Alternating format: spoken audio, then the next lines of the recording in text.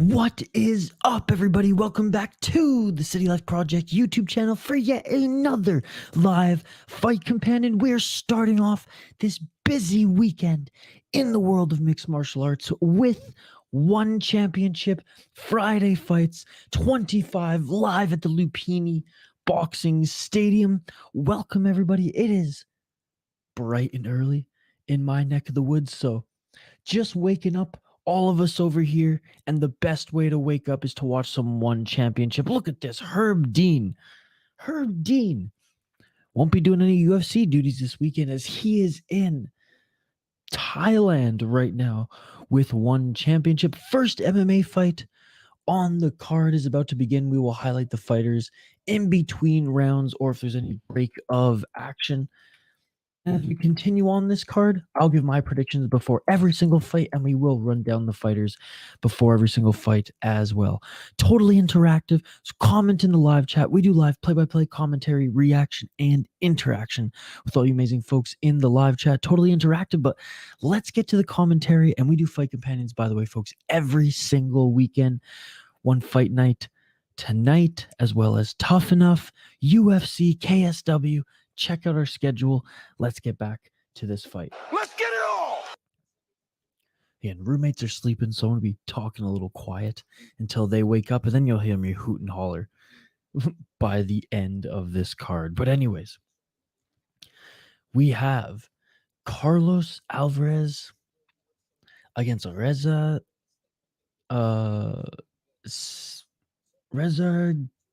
Gassemi Sedi. Gassemi out of Iran, a 1-0 record in mixed martial arts. Carlos Alvarez 2-0 again. Carlos Alvarez fighting out of the Philippines, and Alvarez getting the better of his opponent right now in the wrestling. Moving into full mount is Alvarez. Alvarez full mount, trying to lay down some ground and pound. 3 minutes and 30 seconds on the clock in the first round. Trying to scramble was Gassemi.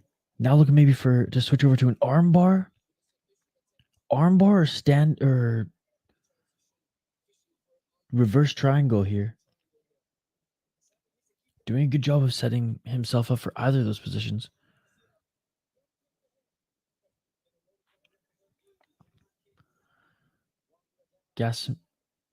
Gassemi trying to kick the head while he was on the bottom there. Gets a warning for that. Alvarez now still trying to set up that armbar.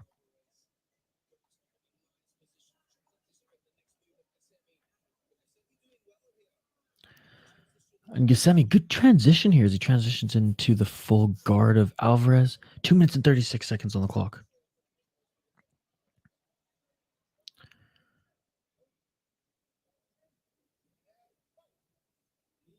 All right, moving them off the ropes there was Herb Dean. Back up to their feet, but Alvarez trying to employ that trip takedown there as Gassemi had the body lock there, separated back up to their feet. 2 minutes and 13 seconds on the clock. High kick attempt by Gassemi. Good combo there by Alvarez.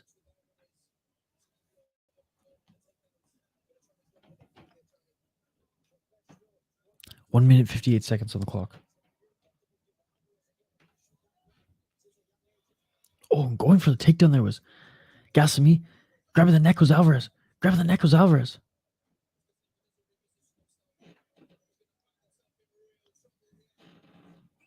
1 minute, 36 seconds. It's tight.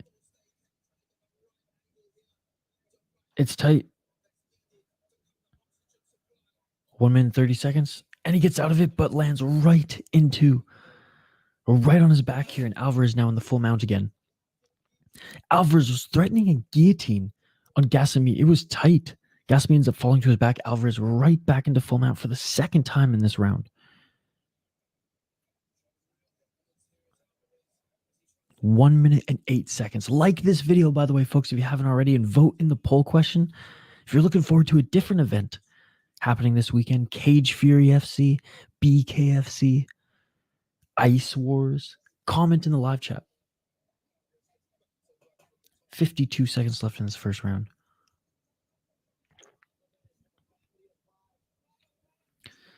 Alvarez is absolutely dominating right now. Right elbow again. Now trying to set up the armbar. Triangle. Transition to triangle. Alvarez gives up the full mount to transition into a triangle. He must be confident with this right now. Gassamy trying to get on his feet, though. I don't know if you can lay down palm strikes if you're in a triangle and expect people not to think you're going to tap. Herb Dean almost stopped the fight early there. 15 seconds left in this first round.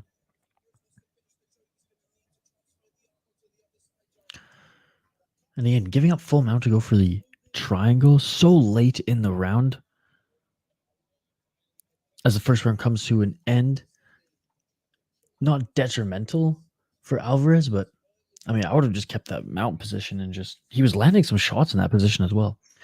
But let me know your thoughts on the first round thus far, ladies and gentlemen, in the live chat. If you're new to the channel, we do live play-by-play commentary, reaction, and interaction with all you amazing folks in the live chat, especially interaction with you folks in the live chat.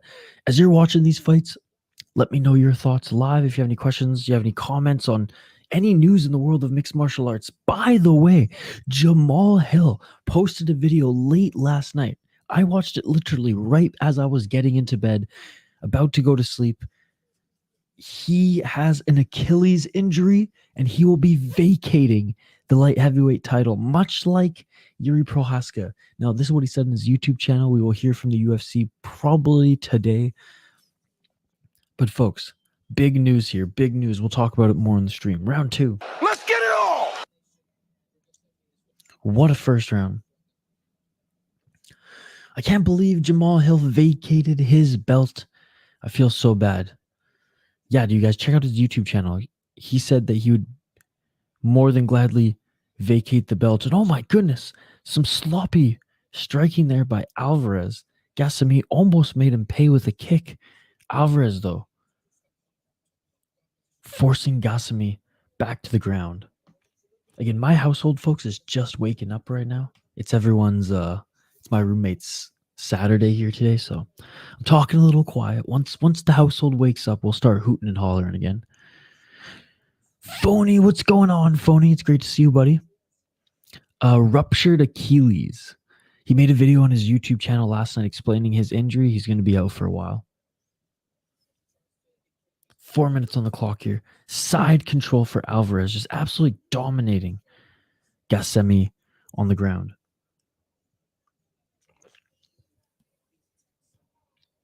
Now trying to go for Darce choke. Go for a Darce choke. Gassamy, man, able. That's a tap. That is a tap. Look at the finish it! And it's all over! And Herb Dean almost missed the tap. Herb Dean almost missed the tap. Oh my God! Darce choke. Second round. Carlos Alvarez gets it done for the Philippines.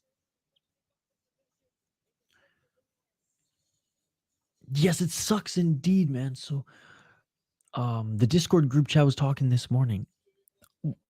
There was a suggestion that Pereira and Jan Blachowicz now will fight for the interim title. Was it that's in like 14 days, if I'm not mistaken, 14 or 15 days, that fight? I don't think that one is necessarily going to be for the interim title. What I think happens is, Yuri's going to come back pretty soon, sooner than later, right? I think Yuri Prohaska fights the winner of that fight for the title, and Jamal Hill, when he's healthy, comes back and fights, whoever has the current belt. More and more injuries without PEDs allowed. Let everyone be on PEDs again. Well, I think there's certain ones we should allow, where we should allow them to be on. There's some that just don't make. If anything, it's like EPO is the only one that really makes sense. Like straight up anabolics these days in the world of mixed martial arts makes no sense. Gone are the days of the Mark Kerrs dominating mixed martial arts. What a submission. Yeah, it was tight. It was tight. Oh yeah, not the regular broadcast crew here today, as they're preparing for One Friday fights. For them, it will be in the morning. For us, it will be in the evening. That's it, folks. Join us later today, by the way, for One Friday, or One Fight Night, I should say. My apologies. One Fight Night later tonight here in North America. Early morning for those out east. It's not going to be the best card. Superlek jumping in on short notice, well, just a few weeks' notice to save the card, as the heavyweight kickboxing bout was canceled. And it looks like that one's going to be at a catchweight. He's going to have to forfeit a little bit of his purse there because he missed weight. I believe his weight was correct, but he failed his hydration test.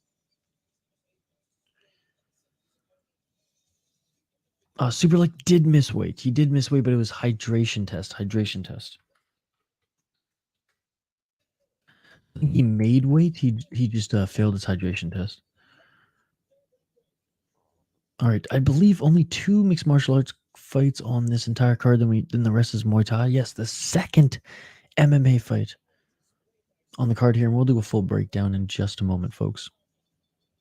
Again, I'm talking a little quiet here because my whole household is asleep. Once everybody starts waking up, I'll be able to start hooting and hollering. It is only, well, I guess it's 7:48 a.m. where I'm from, where I'm at right now, but it's my roommate's Saturday. And every Friday, it's the start of their weekend. And every Friday, I'm here hooting and hollering, like I said, waking them up. So my apologies for talking a little quiet right now. My mic's jacked up, though. Y'all can hear me. I'm jacked up. Let's frickin' go. It's understandable, though, because he fought just recently and came in last minute. Yep. Well, I mean, he's had a few weeks to prepare, but still, yeah, coming out of camp, fight, and then jumping right back into cutting weight. I don't blame the guy at all.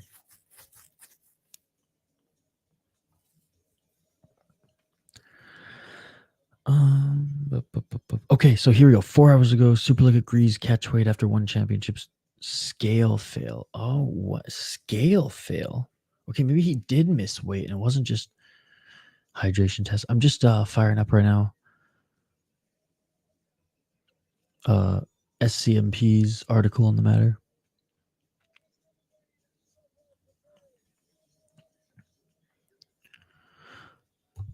Kalilov, I mean, it was an intense face-off. Okay, so Superlek came in a quarter of a pound heavy. Okay, so my mistake, folks. He did come in a little heavy, and he was okay with his hydration test. I thought it was the other way around. My apologies. Superlek came in a quarter of a pound heavy for his one championship flyweight Muay Thai clash with Russia's Kalilov, who will now take a percentage of his purse. The one flyweight kickboxing champion in Superlek is making a turnaround after his first round TKO victory at Lumpinee Stadium 3 weeks ago. Definitely looked drained on the scale Thursday night. So weigh-ins and hydration tests.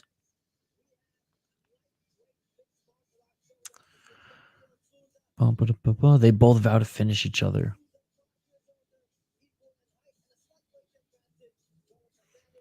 Superlek did look okay upon being rehydrated, but yeah, he wasn't looking too good on the scales yesterday for the official weigh-ins. Again, like and subscribe if you haven't already, folks. We do these live fight companions every single weekend. We got one fight night later. We got Tough Enough. We got KSW. We got UFC. We got Ice Wars this weekend. Let's go. Superlek is fighting today. He is so exciting to watch, dude. He's one of my favorite kickboxers, and fighting in Muay Thai today is going to be fun. All right, we have a young Ukrainian, 6-1, currently on a 4-fight win streak, up against Gabriel Souza, 26 years old, out of Brazil, undefeated. Out of the 2 MMA fights, this is actually a really good matchup. Not that the Thai folks at the Lumpinee Boxing Stadium give 2 shits about mixed martial arts. But this is a good fight. Let's dive into it. I want to hear your guys' predictions after we go over the fights here. All right, Gabriel Souza Galindo, undefeated, 26 years of age. Good morning, Hockey from Home. It's great to see you. Thank you so much for joining. Hope you're getting your coffee in early. The Brazilian, 6 wins, 6 submissions, ladies and gentlemen. 3 and on. He's never been submitted. He's never been knocked out. Obviously, he's never lost. 3-0 in LFA. He beat a 3-1 guy, a 4-0 guy, and a 2-0 guy in his last LFA run, making his one championship debut here. It's Gabriel Souza Galindo. Up against Daniel Donchenko. 6-1. He's on a 4-fight win streak, 21 years of age. Oh, come on, Tapology. Tapology was working all yesterday. 4 KO TKO, 1 submission, 1 decision. His loss did come by decision against a guy making his debut in UAE Warriors. But he did beat a 23-24 guy, 4-2 guy, 7-5 guy, and 5-2 in his last run fighting in B1 MMA, RFP, Nazi FC.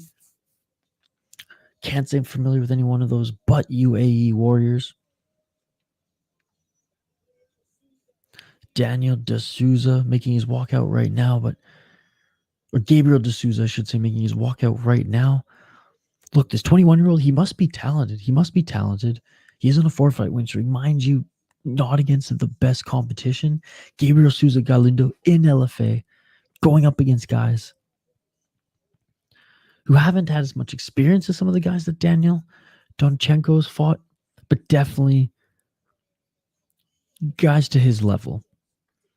I'm thinking that Gabriel Souza Galindo wins this one. That is my pick. I'm locking that in. Let me know your picks in the live chat for these next fights. I'm doing my test now. That is awesome. Happy that it is the last day of camp, but we'll have to survive without coffee till 9 p.m. because the kids have a concert. Why didn't you make coffee before you head out? Make coffee at home. That's what I'm doing. See you on tonight's stream. Yeah, Cage Fury FC is today. Also BKFC. And then Tough Enough is right after Cage Fury, BKFC, and One Championship. So we'll be streaming Tough Enough later this evening as well. No Ryzen tonight, but July 29th, Ryzen returns. All right, here we go. 3 5-minute rounds. These guys are fighting. These are 170 pounders.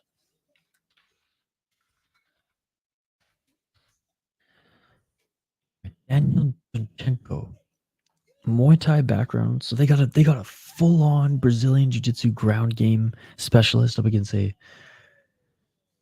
young mixed martial artist with a kickboxing background. Gabriel Souza, though, trains at a Fairtex for his MMA training. All right, first round here is coming up, folks. Like and subscribe if you haven't already. Ring that bell for notifications so you never miss an upload. We have a full weekend of fight companions. That's right. We have one fight night later tonight. Tough Enough, KSW, UFC, and we'll be keeping tabs on BKFC and Cage Fury as well. All right, round 1 is upon us. Again, folks, my household, everyone's sleeping. As soon as everyone wakes up, I'll stop whispering and I'll start talking in a normal voice. Round 1. Let's get it on! If you're new to this channel, like and subscribe. We do live fight companions every single weekend. Live play-by-play, commentary, reaction, and interaction with all you amazing folks in the live chat. But let's get back to the fight. 4 minutes and 35 seconds on the clock if you want to sync up with my stream. What a nice left hand there by Donchenko. Souza going in for the clinch. You can tell Souza's going to try to bring this fight to the ground as soon as possible, you have to imagine. High kick attempt there by Souza. Outside low kick by Donchenko. Right to the calf of Souza. Left hand there by Donchenko. So Herb Dean is in Thailand to officiate these two MMA fights on this card. Straight left jab by Souza.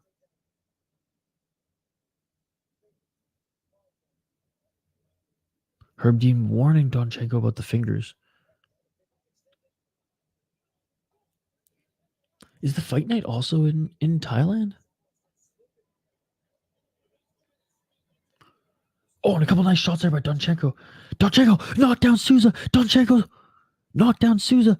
Souza's out. Souza's out. Donchenko knocks out Souza and gets him his first He's win. gonna finish it! Oh my It's God. all over! Two quick MMA finishes. One in the second round via submission. And Donchenko blitzing Souza, giving him no time to take him to the ground, giving him no time to set up his ground game. Oh my goodness, he knocks him out with hammer fist. Oh! He knocks him out with hammer fist. Oh my God! Great win there. First round, quick submission. The 21-year-old from the Ukraine serves Gabriel Souza Galindo, coming over from LFA, his first loss. Let's take a look at the replay here. Double left and an underhook. Then a left. Souza rolling on the ground, trying to employ the jiu-jitsu game after being knocked down, after being sent to the mat. And there we go. A few hammer fists. And the third one knocks him out. Oh my God! Good old Herb Dean. What is up, Foul One? Good morning, brother. Dude, Herb Dean almost missed the tap of the Iranian cat who lost against the Filipino guy in the first MMA fight on this card. The guy was like tapping him on the back and Herb Dean couldn't see it. Great job by Daniel Donchenko. Again, Gabriel Souza fighting the better opponents, in my opinion, in his development and in his unbeaten streak. But Daniel Donchenko with a great game plan, blitzing him, not allowing him to clinch, not allowing him to set up his ground game at all. I mean, Galindo was already coming in at the disadvantage, there being no cage, where he couldn't just run in, clinch, put him up against the cage and use that to get him to the ground. But Daniel Donchenko didn't even need to worry about that. 1 minute and 24 seconds in the first round. This broken fucking hit. Brother, Ukrainian guy has good footwork and fast hands. Yeah, so he was a Muay Thai fighter before fighting mixed martial arts. I'm not sure at what rank, amateur, but that's what the broadcast said. Or he's being interviewed right now at center of the ring. I don't know if the Brazil was trying to intimidate or riz up the cameraman. Well, maybe it's a camera woman and he was trying to riz her up. Hey, the Ukrainian guy's got some good English too as he addressed the audience.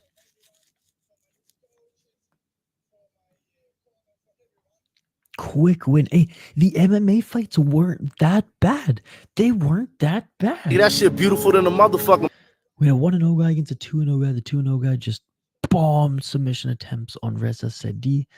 Ended up getting him in a Darce choke in the second round. And Gabriel Souza Galindo against Daniel Donchenko. Donchenko victorious with his good footwork, with his striking, and his game plan to not allow Gabriel Souza Galindo to get near him in the clinch to take him to the ground. All right, it is Muay Thai all the way. Well, Muay Thai the rest of the way, ladies and gentlemen.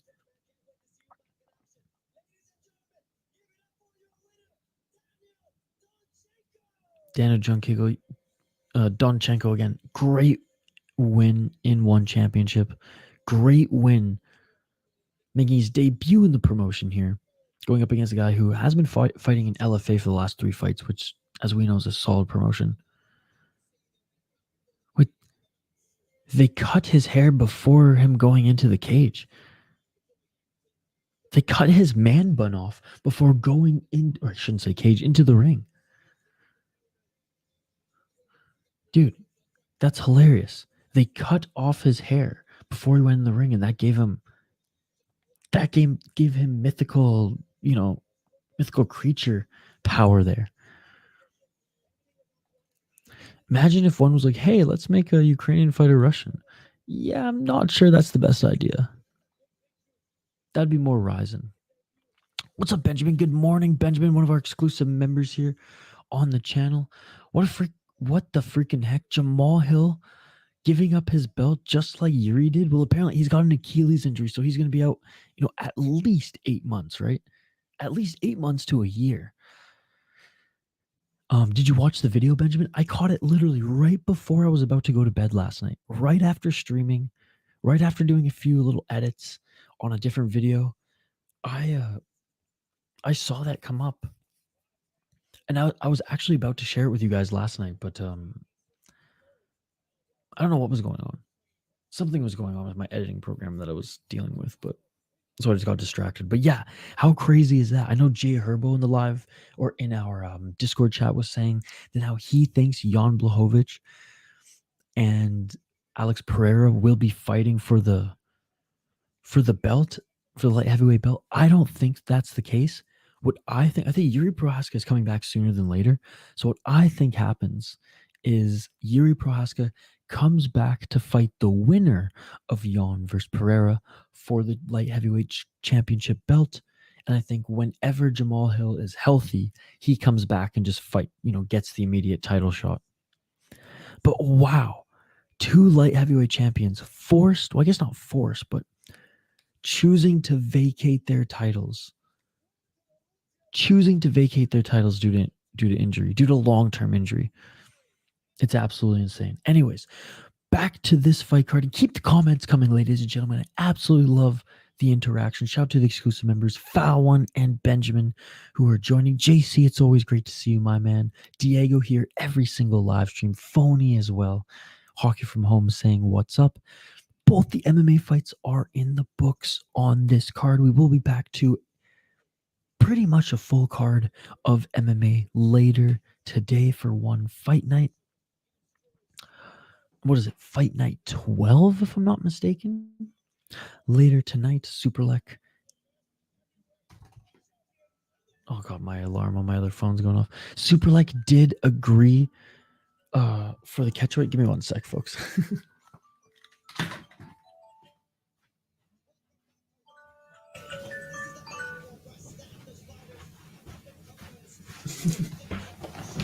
My Isha, if you're not awake, get the fuck up alarm just went off. But anyways, tonight, one Fight Night 12 on Amazon Prime for those in North America. A ton of MMA fights on that card, but we are back. We are back here for Friday fights. And we got Muay Thai, the rest of the card here. We got a 20-year-old going up against a 23-year-old. That's what you want to see. That's what you want to see. Young Muay Thai fighters, hungry and ready to kick ass here this Friday morning for us in North America. What was I looking up earlier? Oh, yes, I was looking up to see if the one fight night was also in Bangkok. Okay, so one Fight Night 12 is also at the Lumpinee Boxing Stadium. So Herb Dean will likely have double duty. Herb Dean will likely be officiating fights tonight as well, folks. Which means no UFC duties for Herb Dean this weekend. Okay, I'm going to update the ticker on the bottom of the screen and we'll get right into it, ladies and gentlemen. Again, Tapology doesn't have too much information on these Muay Thai fighters, but that's okay. We will keep our eye on the tail of the tape. We'll take a look at their records there, and if there's no info for them online as we highlight them when they make their walkouts here. But continue to bring me your comments in the live chat, ladies and gentlemen. Don't forget to vote in the poll question as well. Again, we're just waking up here, North America. We're just waking up here, us in the United States and Canada.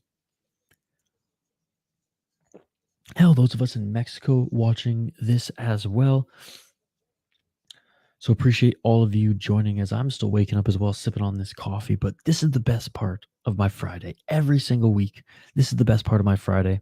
One Friday fights Muay Thai in the morning. And speaking of Muay Thai, our first Muay Thai fight on the card is about to begin. Fighters are making their way into the ring as we speak. Suleiman Luxuan against Kabilan Jelevan. Suleiman out of Myanmar, training out of Thailand. Jelevan training out of Malaysia. Let's see if we can find any additional info on these guys. Again, we need a Muay Thai kickboxing database. All right. Suleiman Luxuan. 2 back-to-back knockouts and 1 Friday fights. 1 Friday fights 9 and 1 Friday fights 16. 1 Friday fights 9, he got the knockout at 1 minute into the second round. 1 Friday fights 16, he got the knockout 20 seconds into the second round. So 2 finishes, average bout duration 3 minutes and 55 seconds. Looking good in the promotion thus far. Is the young Myanmar fighter Suleiman Luxuan. Again, folks, we got some videos dropping on this channel later today. We have our whole breakdown and conversation on Georges St-Pierre fighting or returning to the UFC, but not in the cage this time. Instead, on the mat for the UFC Fight Pass Invitational. Full breakdown and discussion on who he should be facing. That video will be posted later today, well, actually right after this. And then we'll talk about Tyson Fury, Francis Ngannou, another video dropping later this evening on that. UFC predictions video dropping first thing tomorrow morning. And my extended reaction video to UFC 290. Not live, but when I rewatched it last Sunday. So much content dropping in the next 2 days on this channel. So if you haven't already, like and subscribe. Okay, let me get back to the comments here. Again, appreciate your guys' patience. It looks like Bilan Jelevan's making his one championship debut. I have a hard time seeing Dana not cashing in on a title fight. It doesn't make a difference.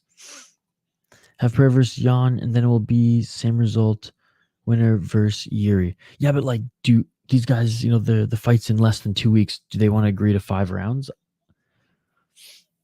All right, so Jelevan has a Muay Thai and kickboxing record of 24-3. Oh yeah, the chef. We saw him recently. That we did 1 Friday Fight 16.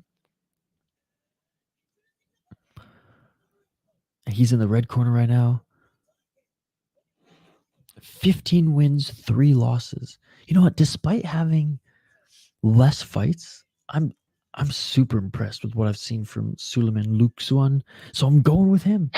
Locking it in. Let me know your thoughts in the live chat, folks. No problem, Gravedigger Jones. No problem. Sorry I'm late. I had to make breakfast. What'd you make for breakfast, buddy? What'd you make for breakfast this morning? To be honest, the Muay Thai is just starting right now. I would rewatch the MMA fights, though. The MMA fights were really good. All right, round 1. Let's get it all! First Muay Thai fight on the card, and we got Muay Thai the rest of the way. But shout to the MMA fights to start off this card. 2 finishes in both the MMA fights. 1 via TKO, 1 via submission. Locking it in. We do live play-by-play commentary, reaction, and interaction, folks. Grits, bacon, and toast. That shit beautiful than a motherfucker. That sounds amazing, buddy. That sounds amazing. Happy Friday, Gravedigger Jones. Back-to-back 1 championship. You stoked? I know you're excited for next weekend, right? The weekend after? The 29th. Rising, baby. All right, back to the broadcast we go. I had them when I was down south visiting my cousins in Texas. Oh, and a nice right hand there by Jelevan. Jelivan just almost dropped Suleiman there. 2 minutes on the clock here. We are 1 minute in. Got Suleiman. And that might be the right pick. 24 wins on Suleiman's record. Nice straight left jab on Jelivan. Suleiman with the uppercut. Suleiman looks good, and he's already rocked Jelivan. So Jelivan's rocking Suleiman here. Walking in, landing some big shots, and he rocked him early in this round. 1 minute and 33 seconds on the clock here.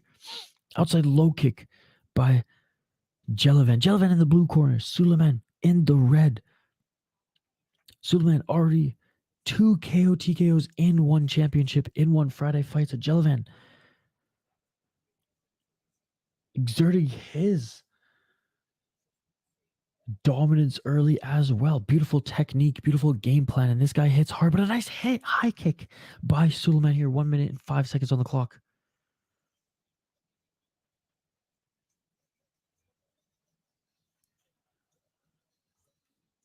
I think the house is so old and these walls are so thin, even with some soundproofing, it wouldn't matter. Left hand by Jelivan here, knocking down Suleiman. Suleiman getting the KO, or sorry, getting the knockdown. They're back at it. 35 seconds on the clock here. You need to soundproof that room so you can react accordingly. Must take real control, but respect your roommates. Yeah, I mean, I rent from them, so so they're in control. No, it's just nice right hand by Jelivan. Suleiman looking to get his second count with only 10 seconds left. And this fight is over. This fight is over with 10 seconds left in the round. The ref calls it off. Fallon saying that was a slip. Yeah, I don't know about that, ref. I don't know about that, especially with 10 seconds left. You got to let him fight. You got to let him fight. Backflip, but botched backflip. He lands on his face. Was Caliban Jelivan. Suleiman was rocked. Suleiman slipped. Suleiman did take a big shot there, but with 10 seconds left, the ref deemed Suleiman not able to continue. No. Oh my God! 0-1 in predictions for Gravedigger Jones. Wow. Gravedigger Jones, I was wrong as well, buddy. Making his pro debut, this kid, Caliban Jelivan, hits hard. Oh, the first count. He seemed a little bit wobbled there. Beautiful right hand. Dude, Jelivan hits hard. Right through the high guard, too. Beautiful Muay Thai stance. But yeah, Phony, we're hoping to at least better soundproof the area.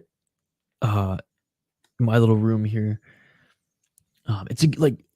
It's almost perfect, as I'm in like the corner of the house in the basement. The one thing that sucks, the roommate's bedroom is right above, and these walls are razor thin. But I hear one or two of them walking around now. So the only two cards that really are affected by me respecting my roommates are these one Friday fights in the morning and anytime we do Ryzen. I love one championship. This kid barely has a sweat. This kid doesn't even have a scratch on him. Caliban Jelivan, man. What a tremendous performance in his debut in one championship. Finishes after finishes. Wow.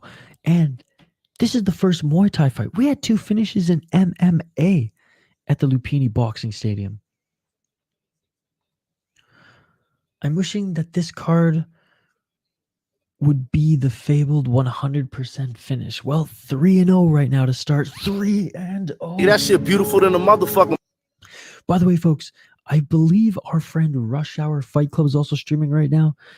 Don't leave this channel for good, but you should go and hop on his and say what's up. If you hop on his and drop a like on his video, tell him that the City Life Project sent you. Rush Hour Fight Club and I are going to be doing some collaborations here soon. He streams a lot of the same fights that I do, but we're not like in competition. If anything, we want to help each other out. So if you haven't already, go show him some love. He might be ripping freaking tokes on his stream. Who knows? He might be early in the morning. What a beauty. If you support this channel, go support him as well. Tell him the City Light Project sent you. Jellivan, good English here, addressing the broadcast.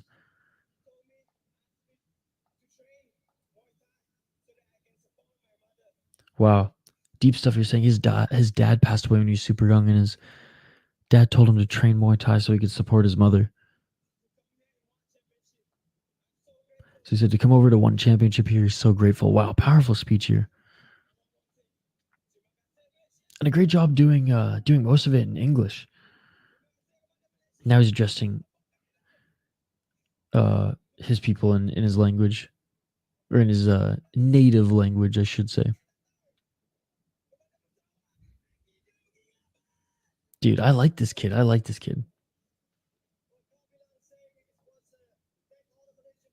Saying, thanking all the Malaysian fans.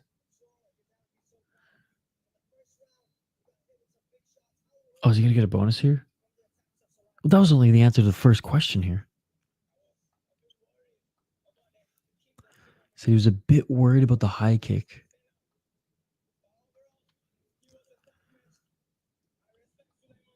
Overall tough match. I respect him a lot.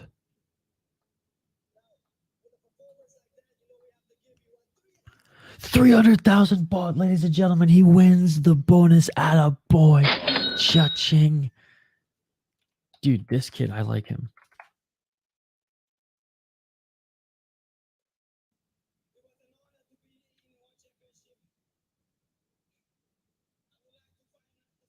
He wants to fight again soon. Thank you, Shachi. Yeah, dude, good, respectful kid. Good behind the mic. Good performance.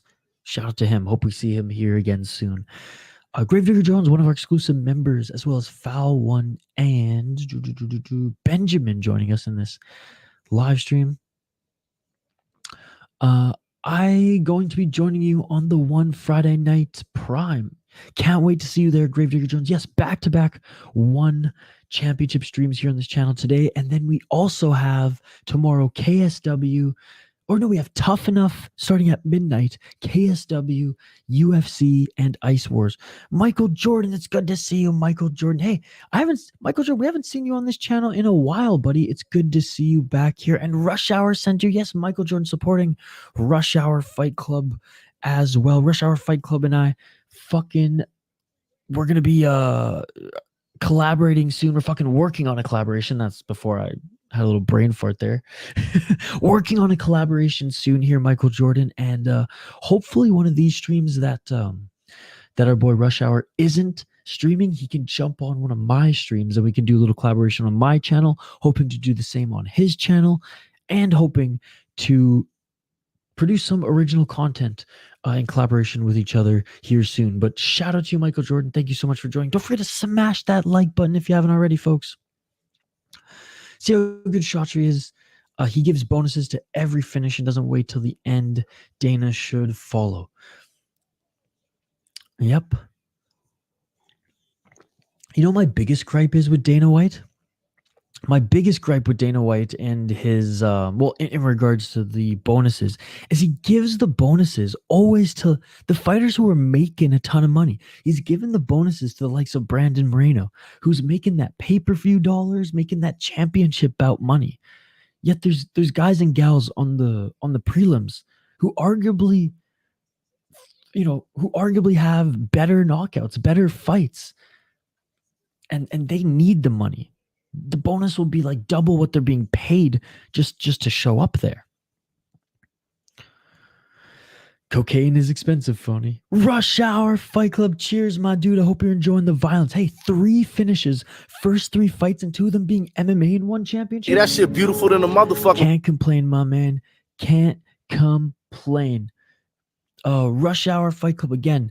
Any streams this weekend that you aren't hosting? I mean, we're doing Tough Enough later, KSW, UFC, and Ice Wars. If you want to hop on the stream, buddy, as a guest live, you are always more than welcome to. The keys to the castle are yours. Just hit me up on Twitter, and I'll hook you up with the links so you can join the streams. And yeah, start brainstorming, buddy. What type of collaboration content do you want to do? Do you want to do top 10s?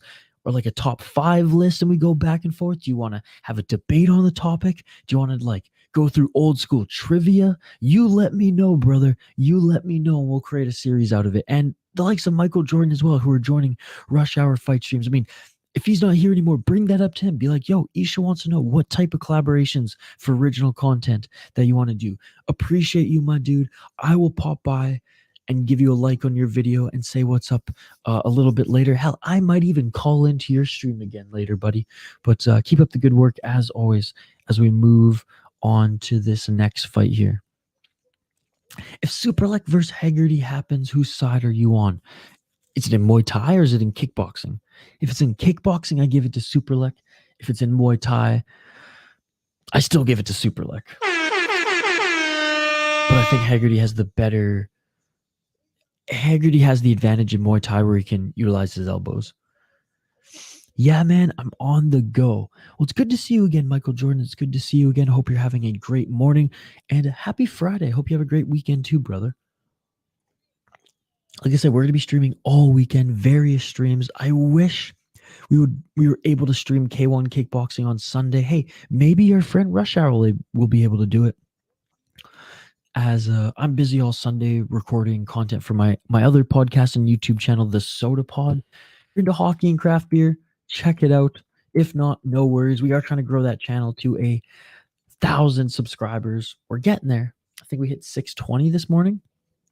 Anyways, shout out to you, Michael Jordan. Thank you so much for joining.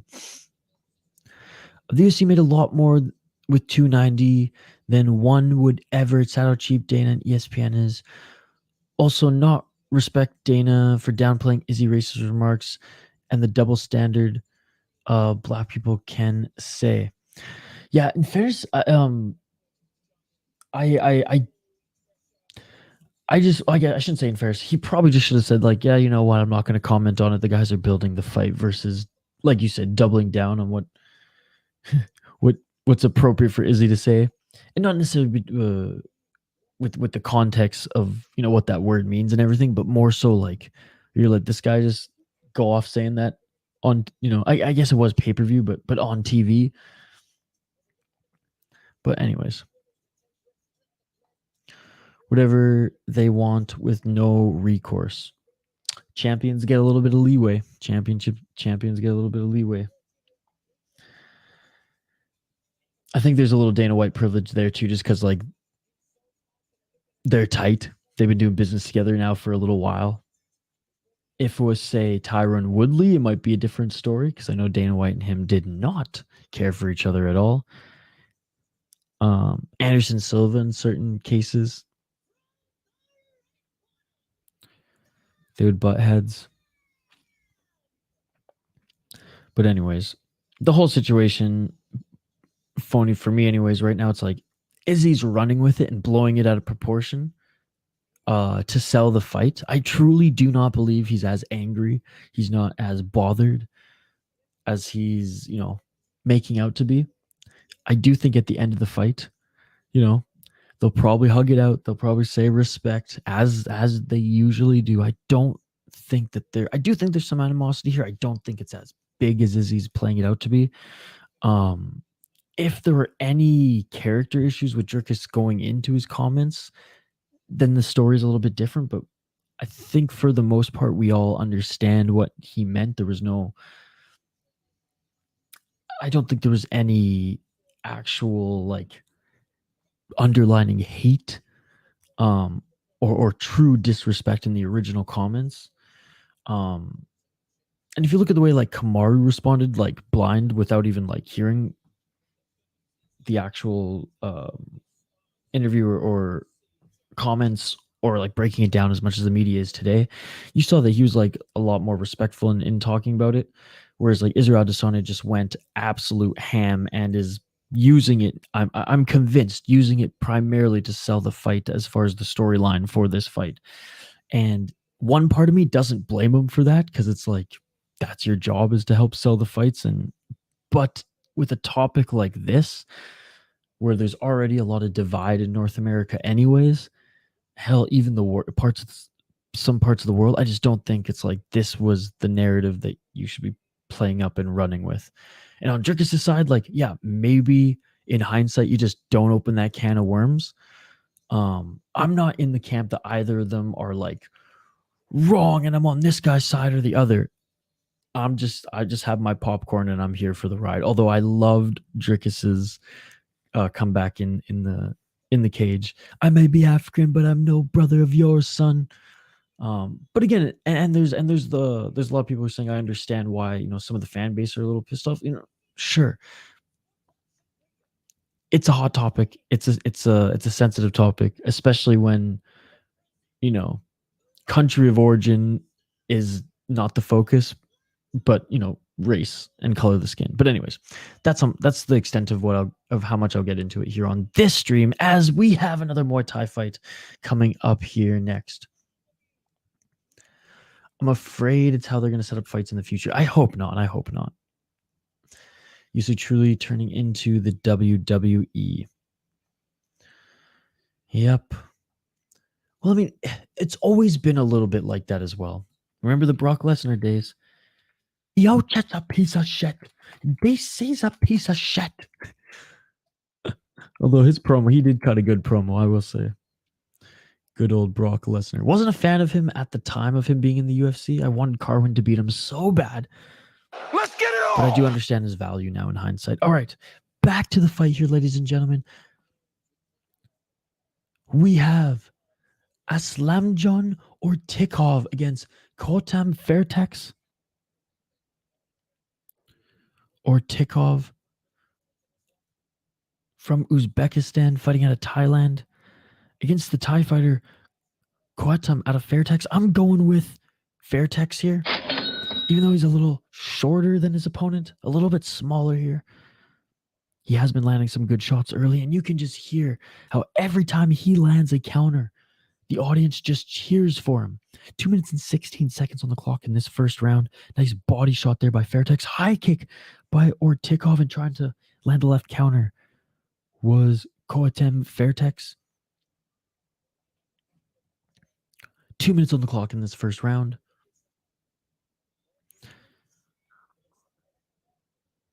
I was just supporting Rush Hour MMA. He's a great guy. Absolutely, folks. Yeah, so for every stream that I can't do, go support him every time that we're both live. At least drop him a like.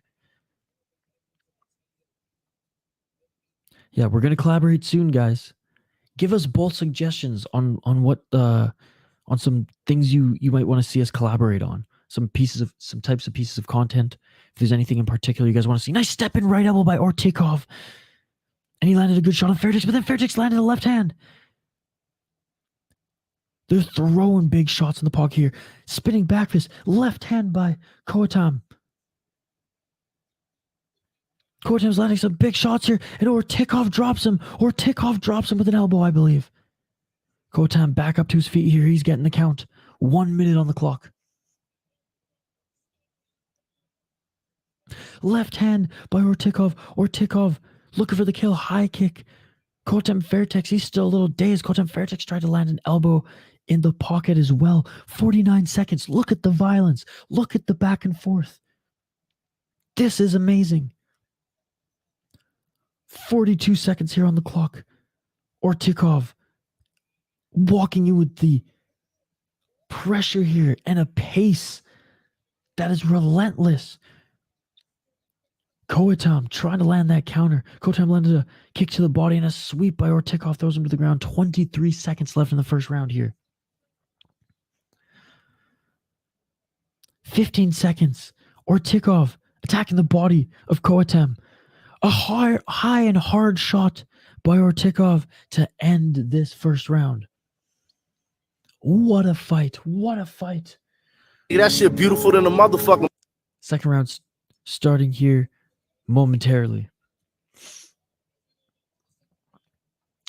I got some native reserve edibles, but I don't know if I'm ready to ruin my day yet. Dude, you know those are the best ones. You know those are the best ones. In British Columbia, found one before cannabis was, let's just say, widely available and perfectly legal to get.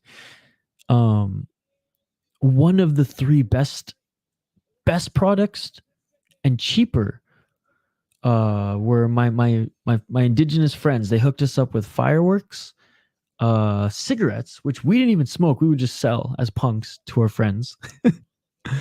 and some edibles.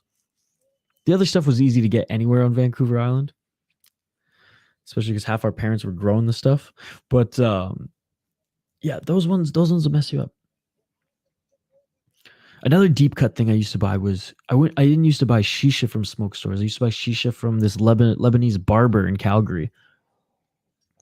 He would make it himself, and that shit would put you on your ass, man.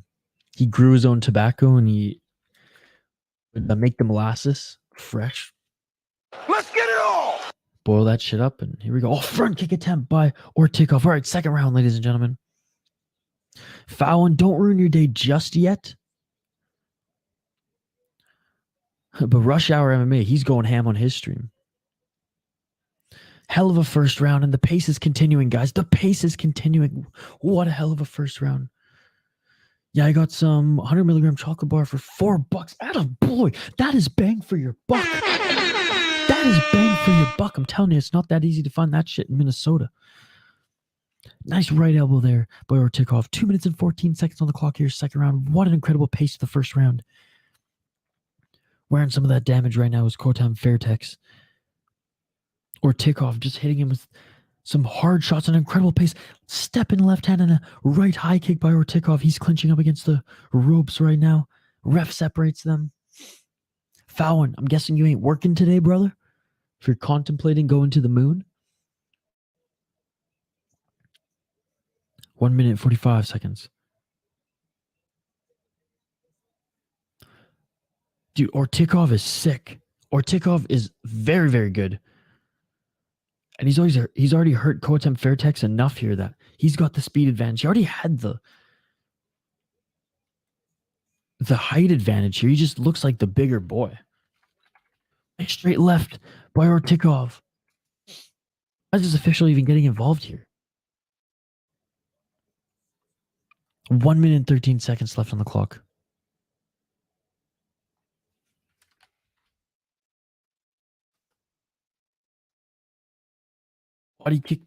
Body kick attempt. 55 seconds left in this second round. Ortikov here, guys. With the relentless pressure, with the relentless barrage of attacks. And he's just landing cleaner. He's landing cleaner.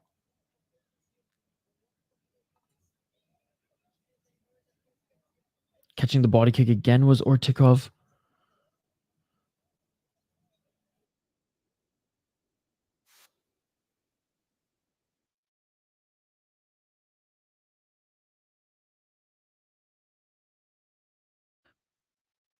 "20 seconds left. Dude, Ortikov. Oh, another left.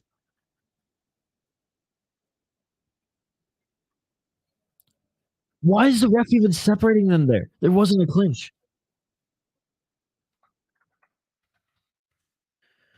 All right, end of the second round.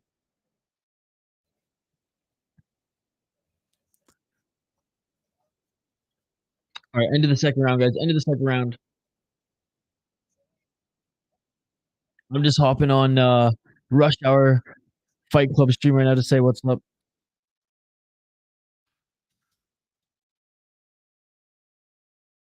For saying what's up, buddy. Here to drop a like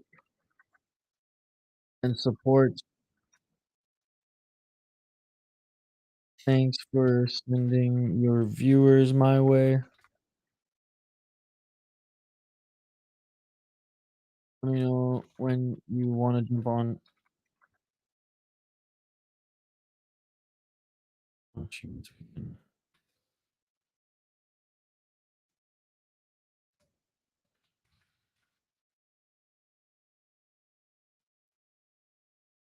Dude, Odakov is sick.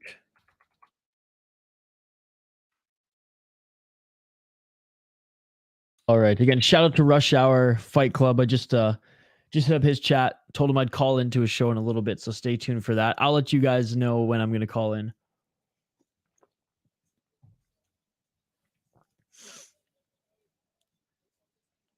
Adebayo, what's going on, Adebayo?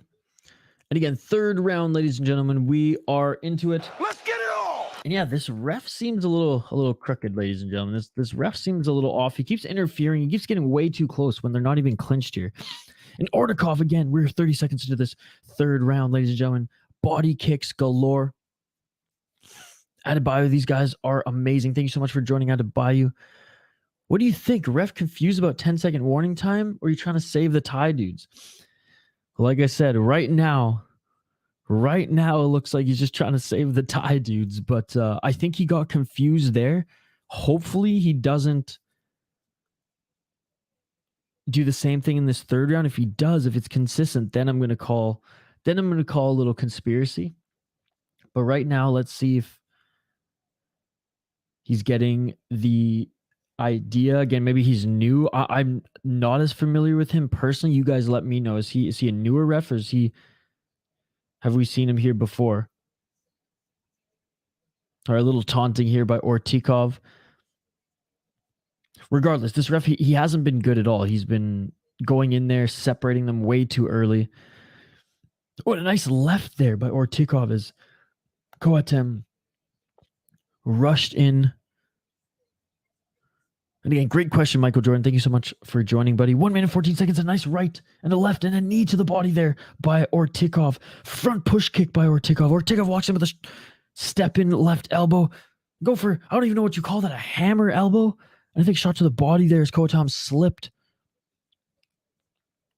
55 seconds on the clock here in this third and final round. Ortikov just bullying Koatem with a body shot, straight front body shot.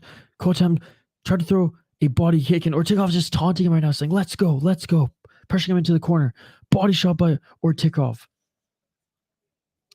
35 seconds left. The official might be trying to save the Thai guy, but you cannot. No one is safe in front of Ortikov. And Ortikov just throws Koatem to the ground. Final 25 seconds left on the clock here.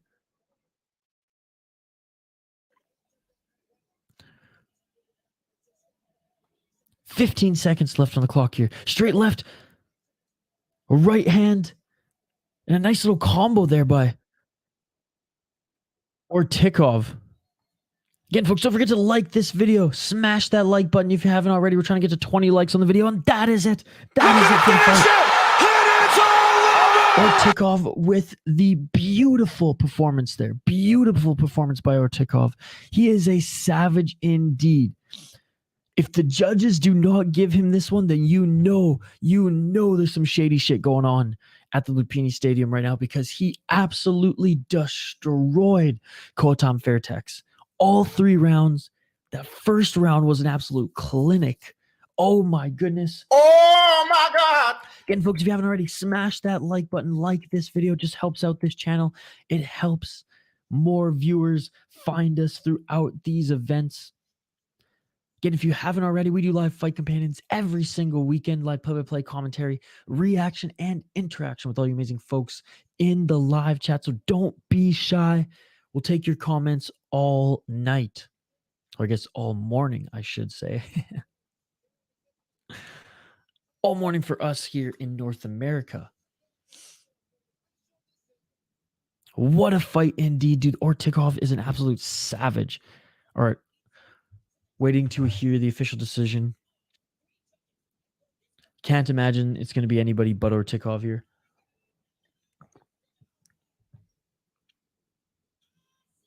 Aslam Ortikov wins via absolute domination. Again, folks, don't forget to like this video if you haven't already. Subscribe to the channel, ring that bell for notifications so you never miss an upload, so you never miss a live stream. And speaking of, we will be live later today as well for one fight night 12. That is right, Superlek. He is fighting. He didn't make weight, but he is fighting. He was only a quarter pound off. And again, very excited to have you folks along for that ride. After one championship later tonight, we have Tough Enough stream at midnight Eastern, followed by KSW Saturday morning, UFC, and Ice Wars. Bro, just play with his toys.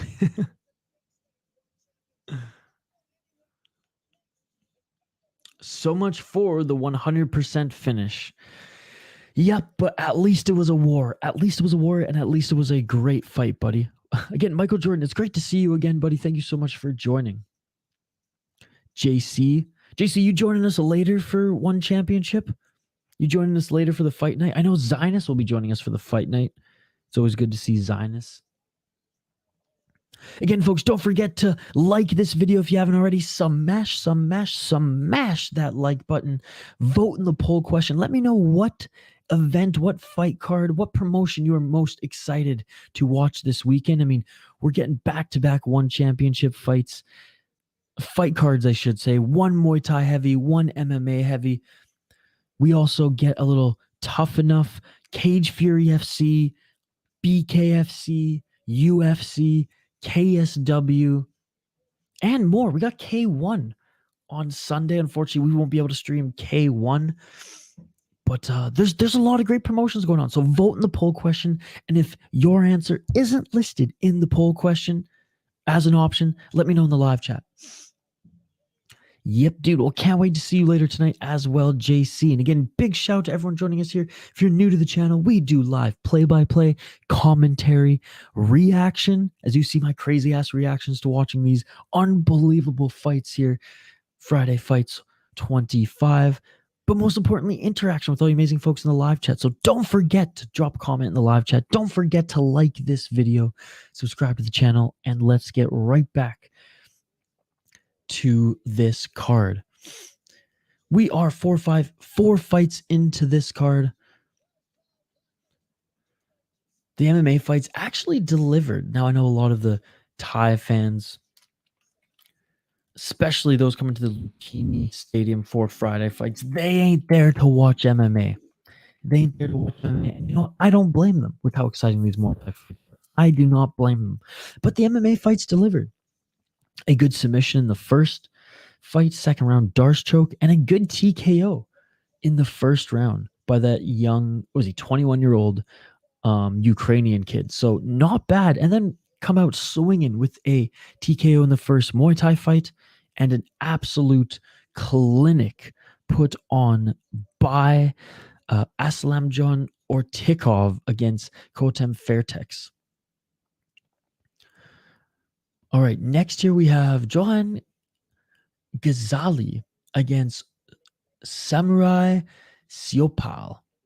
Let's take a look. I'm pretty sure there's more info here on Johan Ghazali. I know a lot of people in the chat are excited to see Johan Ghazali. I know a lot of people, even in the one championship live chat, were excited to see Johan Ghazali fight.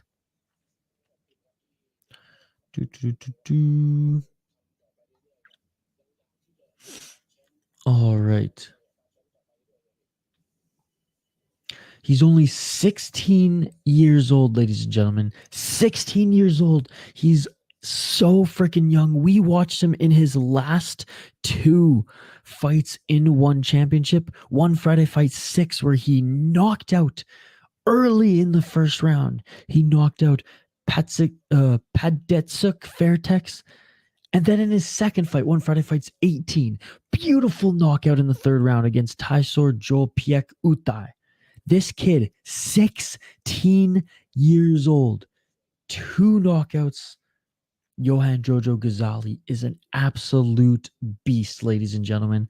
Going up against Samurai Siopal. Again, 16 years old Malaysian fighter here who's an absolute beast. Already 2 KO TKOs in one championship.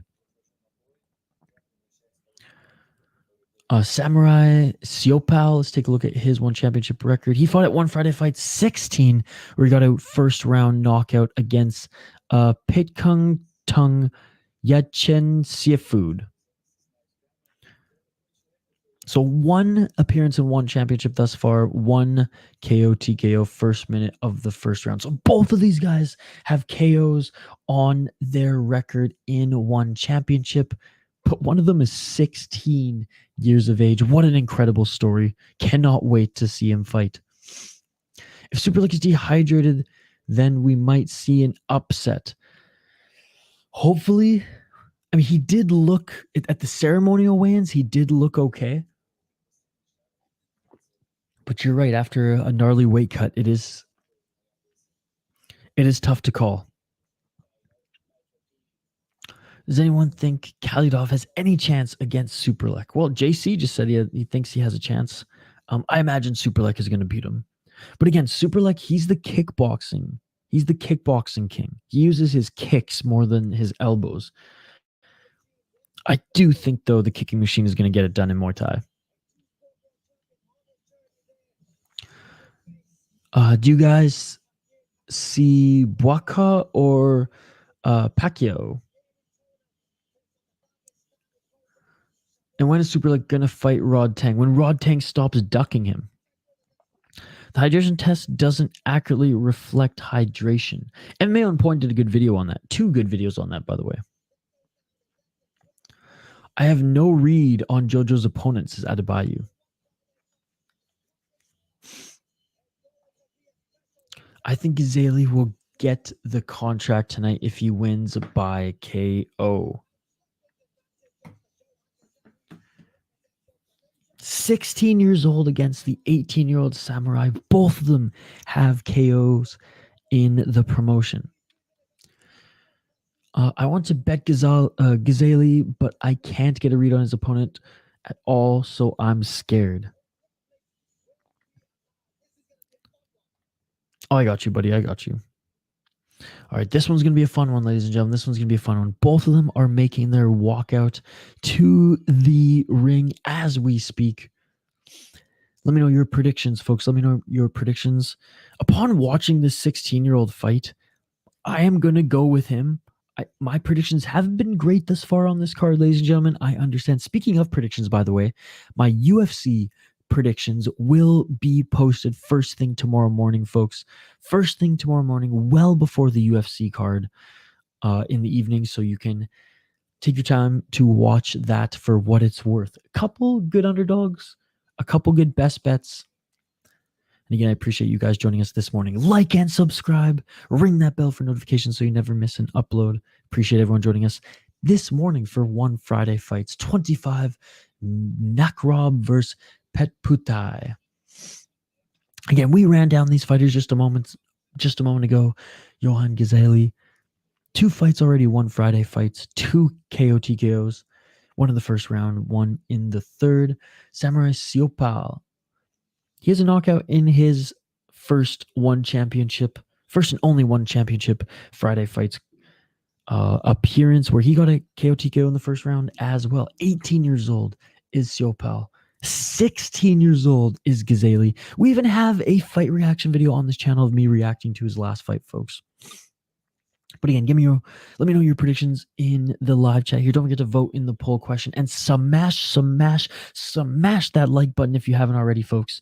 It just helps out our channel, especially when we're live. The more likes we can get on these videos, on these streams when we're going live, the better it is for us.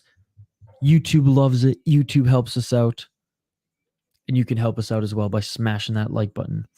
Living with H, yo, just finished recording a video. Dude, that is awesome. Cannot wait for your next video to drop, buddy. Thank you so much for joining Living with H. Jojo making his walkout right now to the ring. This kid's got swagger, folks. Wearing his sunglasses inside. Oh my goodness.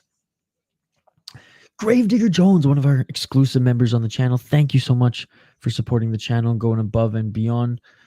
Same with Benjamin here.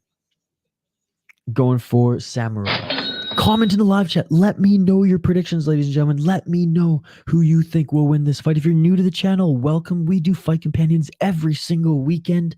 Back-to-back one championship streams this weekend. We do live play-by-play, commentary, reaction, but most importantly, live interaction with all you folks in the live chat. So don't be shy. Comment away. Let me know your thoughts on the current fights, this current card, but also on any news in the world of mixed martial arts. Folks, we talked about George St. Pierre, Tyson Fury, Francis Ngannou last night. I feel like we're going to have to talk a little bit later today, later tonight, or in a separate video on the news that we heard here last night before we went to bed. Jamal Hill vacating the light heavyweight UFC title announced on his YouTube channel as he, I believe, ruptured his Achilles.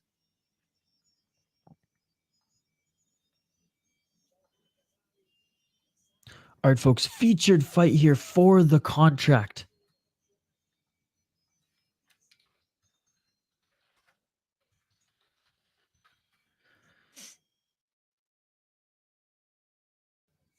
And the Muay crew is being performed by both of these guys right now. The Muay crew, again, for those who don't know, the ritual performed by Muay Thai fighters before their big fights.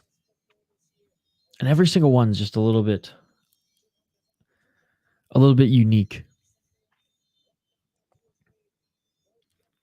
Paying respects to the audience, the coaches, their gods, the spirits, the whole 9 yards.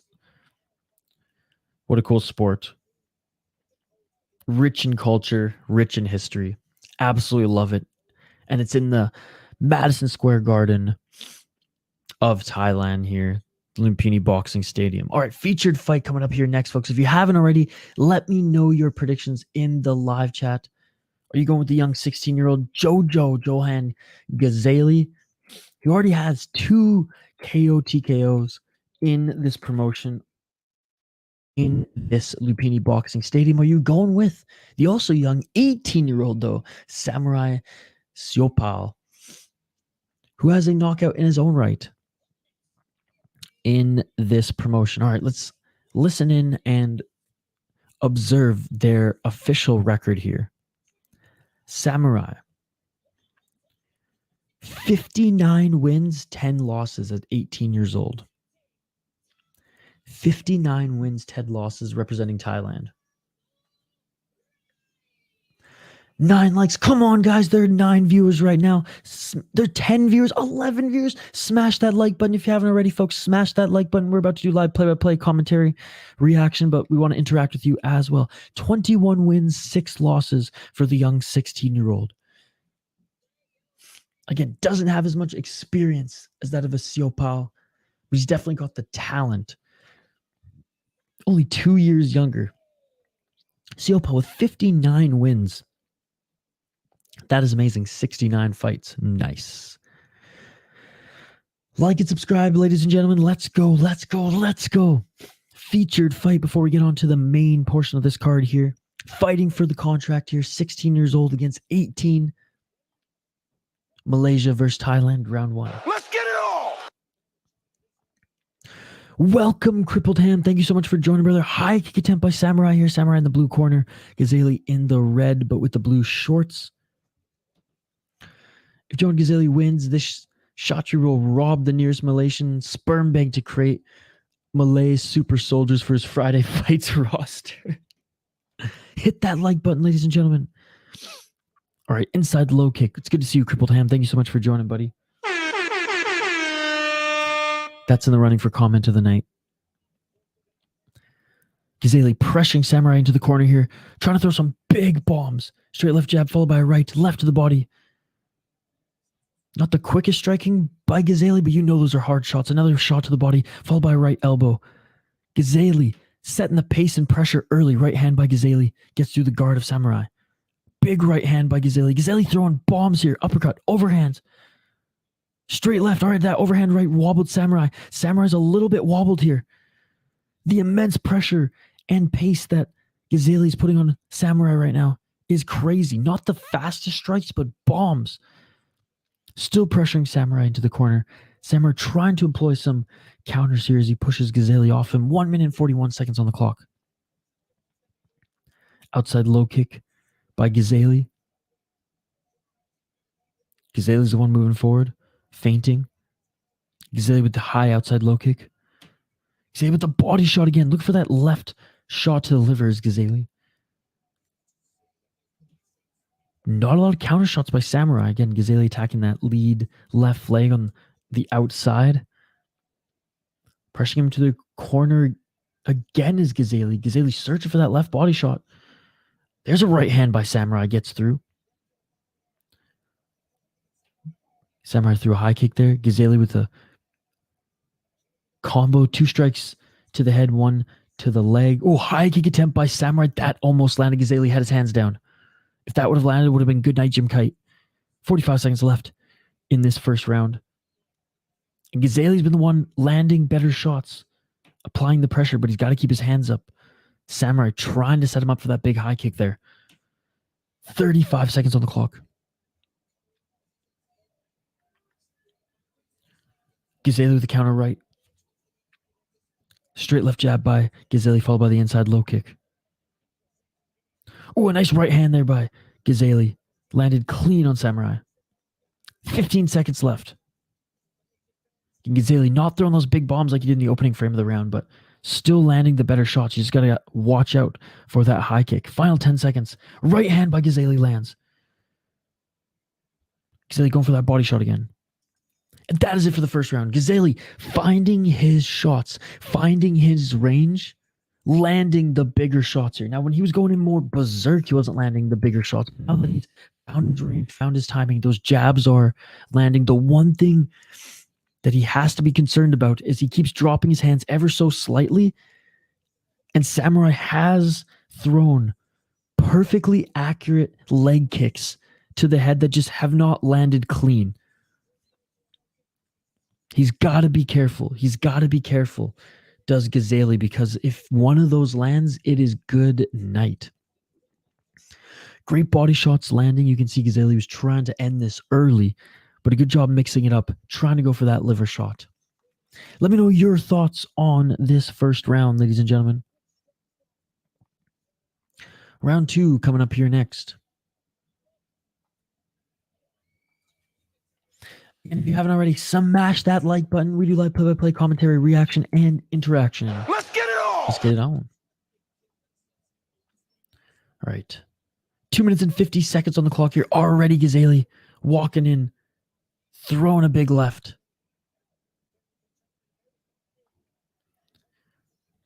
Trying to pressure him into the corner. A 1-2 followed by an outside leg kick by Ghazali.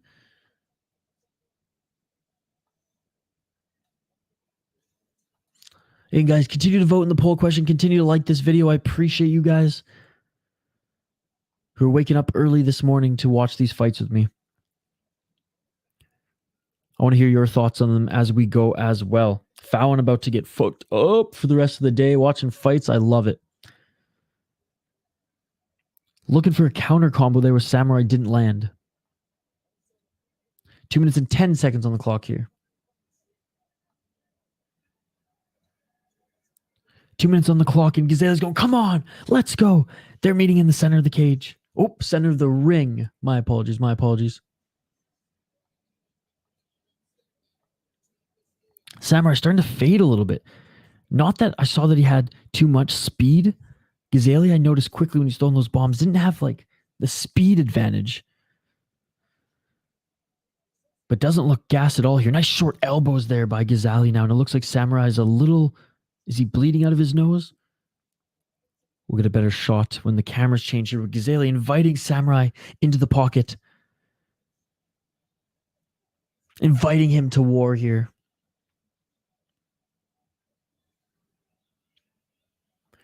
One minute and 17 seconds on the clock. Trying to set up that big swinging right hand there was Ghazali. Walks with that step left elbow. Body shot there by Samurai. Right jab by Ghazali. Tried to kick low again, but Samurai was recognizing that. Spinning elbow attempt by Ghazali. Samurai landed a good shot on him on the way down. 51 seconds here. Gazelle, he just can't get too crazy. He can't get complacent here. He's got to keep his guard up. As again, Samurai's been able to throw those high kicks. Neither of them have, nothing's really landed too much, but it's a threat nonetheless. I'm not sure if he's cut on the forehead or if his nose is bleeding there, but Samurai is wearing more of the damage. 25 seconds left in this second round. Again, thank you guys for smashing that like button. Keep it going. Keep it going. We're trying to get to 20 likes on the video at least. 20 likes on the video at least. Smash that like button if you're watching. Appreciate you guys. Final 10 seconds of this second round. Oh, and a nice counter right elbow by Samurai as Gazelle was moving forward there. Again, pressure, volume strikes, and I do think better strikes have landed from Gazelle. Gazelle ends that second round with landing a beautiful right hand as well. I do think Gazelle is up 2-0. Let's see if Samurai has any gas left in the tank here going into this third one. Again, appreciate everyone tuning in live here on the channel. Like and subscribe. Smash that like button if you haven't already. We do live fight companions every single weekend. Join us tonight. One fight night as well as Tough Enough, KSW, UFC. Oh my God, my alarm's going off again on my phone. Give me 1 sec.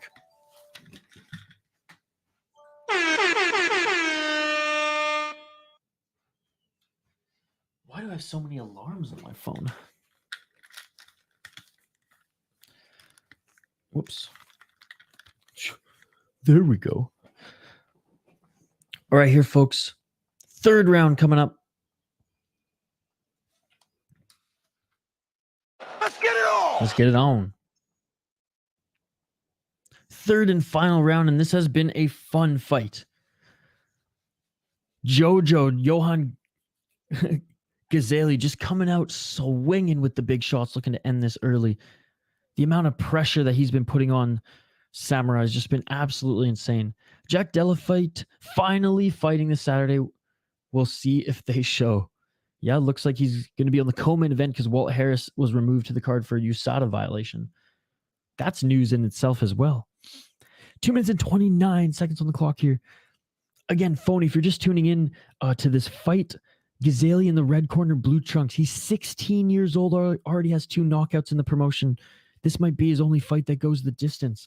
2 minutes and 15 seconds on the clock here. Samurai, 18 years old.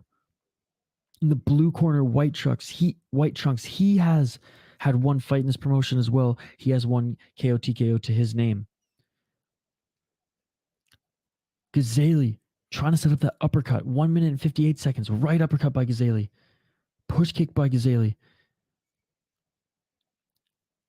Gazelle can't throw those like spinning, elbows there. He's got to focus here on landing those big clean shots in the pocket and not risk position because Samurai might still have 1 big shot left. Although he's starting to fade. 1 minute and 33 seconds on the clock here. Third and final round, ladies and gentlemen. Nice body kick by Samurai. Gazelle with the punching combos, a 1-2 setting up that uppercut.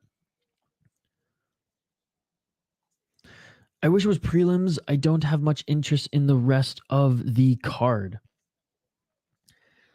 I guess I don't know as many of the names up the card. I just expect all the Muay Thai fights to deliver.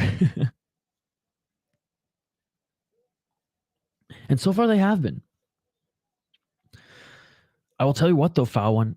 My interest in tonight's fight night, I was hoping for that kickboxing heavyweight bout. Kriklia, right? That card's pretty thin. As much as I love grappling, Musmechi's sister, yeah, I don't have a lot of interest in that. She didn't even look too good in her last fight in one. Or last grappling match. What I love about these One Friday Fights cards in the morning is they always surprise me, whether they're big names or not in the world of Muay Thai. 33 seconds left on the clock here. Both of these guys seemingly going the distance for the first time in their one championship careers. And Gazelle's starting to fade a little bit now as well. In the pocket, he's still hitting hard, but again, he just never had that hand speed anyways when he was fresh, and he definitely doesn't have it now with only 15 seconds left in the fight. Oh, on the UFC card. No, I got you. Talking about UFC, not one. I got you. My apologies. Shout out to Foul on one of our exclusive members. And that is it for the fight. Looking to finish it. And it's all over. The first time in both of these guys won championship appearances. Johan Gazeli, Samurai Siopal go the distance. 2 KOs in the promotion already in his 2 appearances for Gazeli. 1 in his only appearance for Siopal. This one goes the distance, and I got to imagine that Gazeli's going to win this one. Constant forward pressure, landing way more shots, landing the significant strikes, and just constantly Siopal being on the back foot. You got to imagine that the 16-year-old is going to win this one. And credit to him, he just couldn't put the other guy away. The other guy was all defense, trying to employ counter game, but didn't land any good counters, in my opinion. Let me know your thoughts in the live chat, folks. Let me know your thoughts in the live chat. So far, the judges haven't robbed anybody. I got a bad feeling about this one, though. All right, official decision. We're listening in. Oh, I think it's Gazeli. Constant forward pressure, and he landed way more shots. A unanimous decision? Yeah, if it's unanimous, it has to be him. Johan Gazeli, undefeated in 1 championship, folks. First unanimous decision victory, coming off 2 KO, TKO victories in the promotion. Great fight. I mean, the only... honestly, there's no round there that I saw Samurai Siopal winning. There's no round there that I saw him winning. Great win by the 16-year-old. 16 years old, ladies and gentlemen. 16 years old. He throws a t-shirt out to the audience. Unbelievable stuff. This guy's going to be an absolute beast moving forward. I think it was the right decision, guys. I think it was the right decision. Let me know your thoughts in the live chat. Are there any other fights coming up on this card that you're excited for? Are there any other fights in 1 championship tonight for the fight night that you are excited for? Let me know in the live chat, folks. Let me know in the live chat. What are some sleeper matchups in the next fight? Yes, he won all 3 rounds. What are some sleeper matchups in the next 1 championship card coming later today that you are excited for, ladies and gentlemen? What are some bouts that the audience, that the fans are sleeping on right now? And you can't say Superlek because that's where we're all excited to see Superlek. Again, Adebayo, it's great to see you here, buddy. Appreciate you, good sir.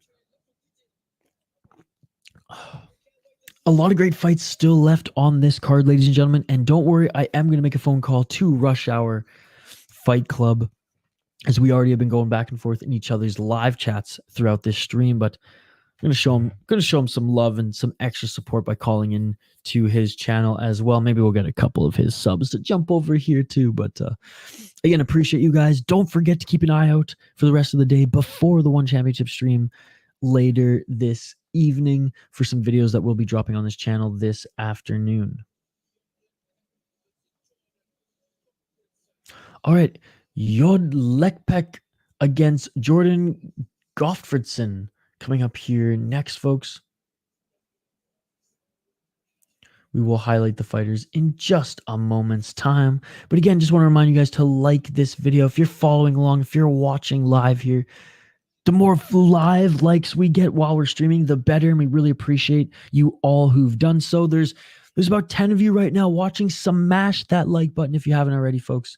Don't forget to subscribe to the channel as well. We have a totally interactive live chat here, folks. So don't be shy. Comment in the live chat. We really appreciate you guys. I'm just going to share this on social media.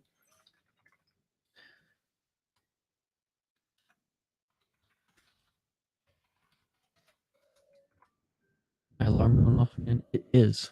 Jeez.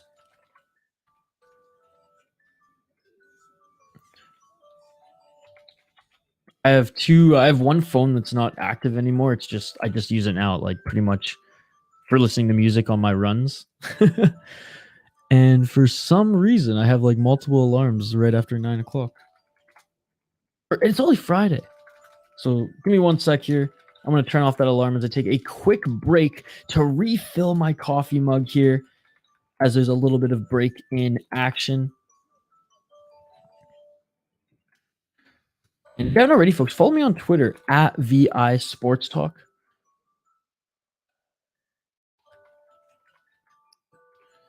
Way more interactive on Twitter than I am on any other social media platform. So give me a follow on Twitter at VI Sports Talk if you want to interact there. All right, back on the other side to highlight this fight. Back on the other side with a full cup of coffee. Back on the other side after I turn off my alarm that's playing in the background. Don't go anywhere, folks. More play-by-play commentary, reaction, and interaction with all you amazing folks in the live chat after this quick break. More fight companions all weekend. Check out the fight schedule on the community tab. Don't go anywhere. Like and subscribe, and I'll see you folks in literally 2 minutes after this quick break. Let's go.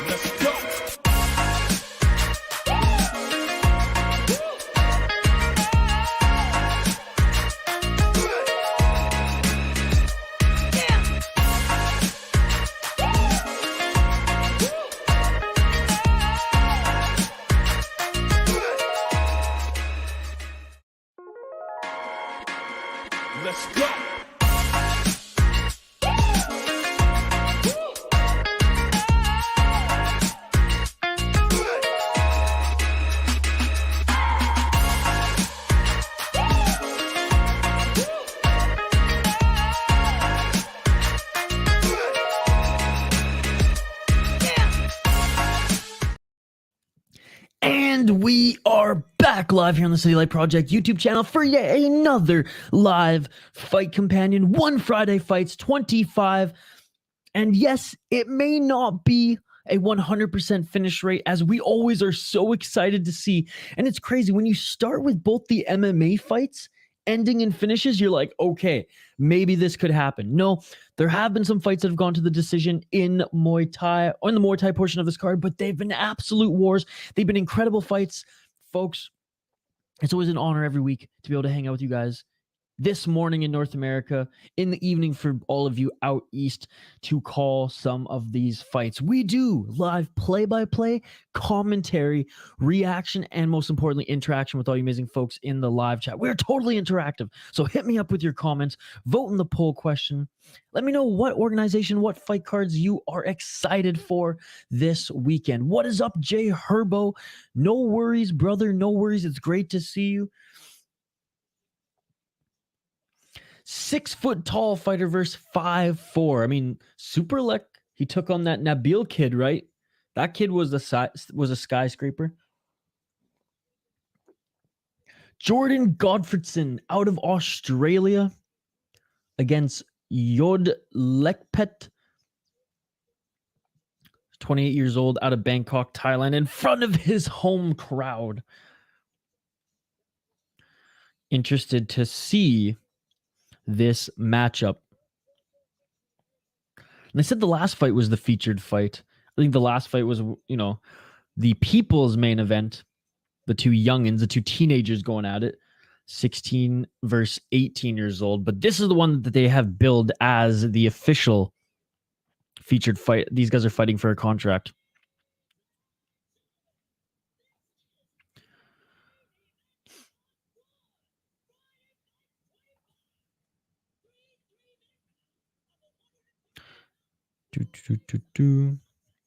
They better not be cutting the broadcast for North Americans, by the way, after this. Because this is unofficially the main fight of the prelims.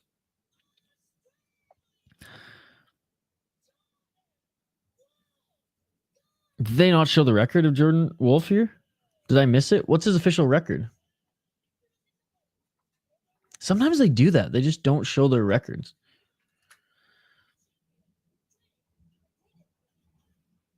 Uh, 87 wins, 33 losses for Yodlekpet.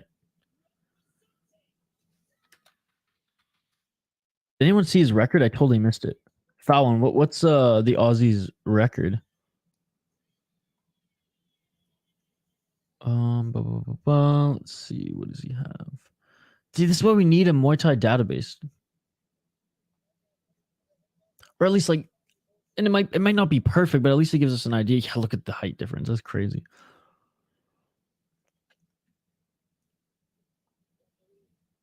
Fuck's sakes. Yeah, I can't find a record.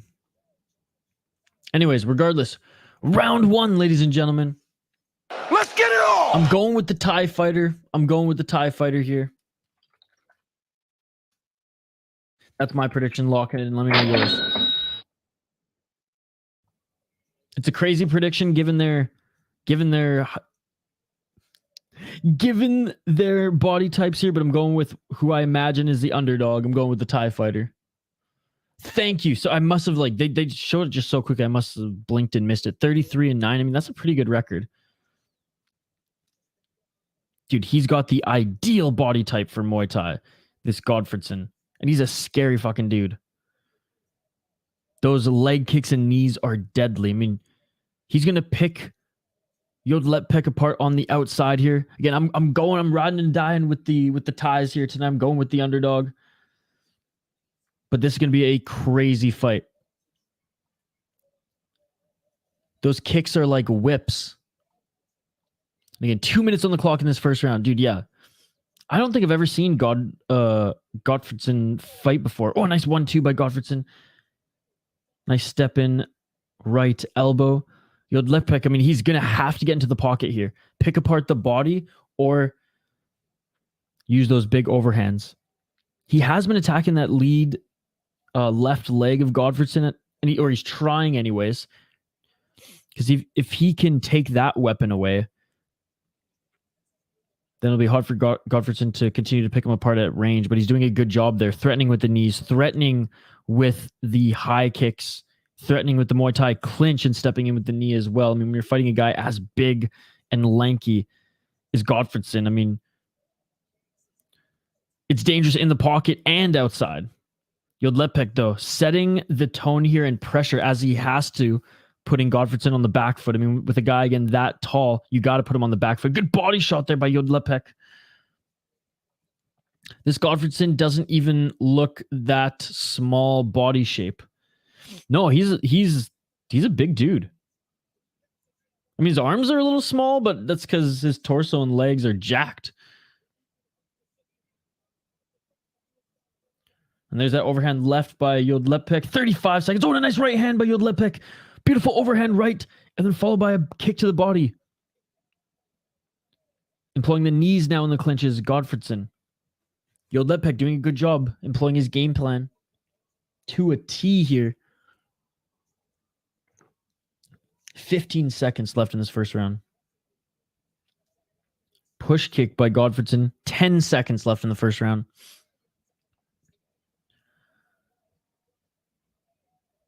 Straight left jab. A 1-2 there by Godtfredsen. But again, Godtfredsen's been on the back foot this whole time. Step in left elbow there by Yodlekpet. And that's the end of the first round. Jacob loves THPN. What's up, loser? Why am I? Is everyone just a loser though right now because you're the Stanley Cup champions? What's up, Jacob? How's it going, buddy? Oh man, yo, Jacob, fire this shit up. It's free on YouTube right now. One Friday fights. Some solid Muay Thai fights going on right now, dude. Hey, are you watching Ice Wars this weekend, Jacob? Guys, I know all the Canadians are gonna be watching Ice Wars this weekend. I think the Aussie takes that one. He's using his jab super effectively. I think he should take that one. The Thai judges will probably give it to Yodlekpet. Yodlekpet did land a couple big shots like that overhand right at the end, but no, I think the Aussie did enough personally to win that round as well, foul one. Nah, I'll be busy. Oh man, you're missing out on Ice Wars. What kind of Canadian are you? Please tell me you know what Ice Wars is, though, Jacob. Right, round 2. Let's get it all! Ooh, a nice step in right elbow attempt there by Godtfredsen. 2 minutes and 42 seconds on the clock. Let me know your thoughts in the live chat, folks. Who do you think is winning this fight thus far? Good knees in the Thai clinch by Godtfredsen. Yodlekpet again. He just needs that one big shot from the pocket. But a good job by him keeping Godtfredsen on the back foot. This whole fight, that's what he's been doing. And that's what you have to do with a guy who up against a guy who's that big and lanky. The shitty Wild will never win a cup because they're turning into the Maple. How? How are they turning into the Leafs? If anything, the Leafs have been better than them for so many years. The Wild can't properly rebuild until or I guess properly retool at this point because they do have some guys that they're building off until those contracts come off the books, right? The Parise and Suter contracts. And the one thing I'll say, like, no fan in these last few years expects to win the Stanley Cup because of that. It's a pretty big handicap. 14 mil or 7 mil up against the cap. Oof. The Thai has KO power. Absolutely. 1 minute and 34 seconds on the clock here. That's what I said. Just one big shot in the pocket here by Yodlekpet. Or Yodlekpet, I should say. My apologies. And this could be over because he's rocked Godtfredsen. Hasn't dropped him, but he's rocked him at a few points in this fight. There's that left hand by Yodlekpet. Always losing in the first round. That is the Minnesota way. And it's in all their sports. Timberwolves, Vikings. Shit, if the Twins even make the playoffs. Jacobs is coming in hot this morning. I feel like I don't even look anything like McDavid. But he's as white as snow. I'm brown. 40 seconds on the clock here in the second round. A nice 1-2 again by Godtfredsen. I look good this morning, my man. 30 seconds on the clock here. Elbows in the pocket by both these guys. A nice left landed by Godtfredsen. That might have cut Yodlekpet. Keep your eye on the right eye of Yodlekpet. It was a beautiful elbow there by Godtfredsen landed. Godtfredsen going for the high kick. Yodlekpet attacking the body. I mean, Yodlekpet's keys to victory. I mean, he's doing them all here. Elbows in the pocket, body shots when he's close, and as he's entering, big overhands. And when he can, he's attacking that lead left leg. Big stare down here. Big stare down. And a glove touch between them. Great fight thus far. Great fight.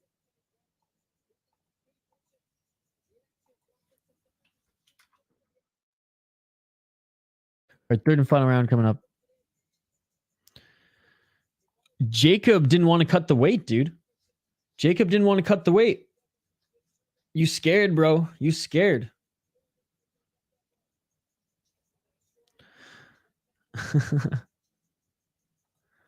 Who's lying to you? I make this look good. Yeah, Jacob, he told me in the DMs and I think live, he's scared to cut weight, bro. I'm down to do a catch weight. But buddy, you're like 100 pounds heavier than me right now. You got to at least cut 50 of that shit. And I'll gain another like 10 or 20. Round 3. Let's get it all. Hell, I'll even help you cut the weight, bro.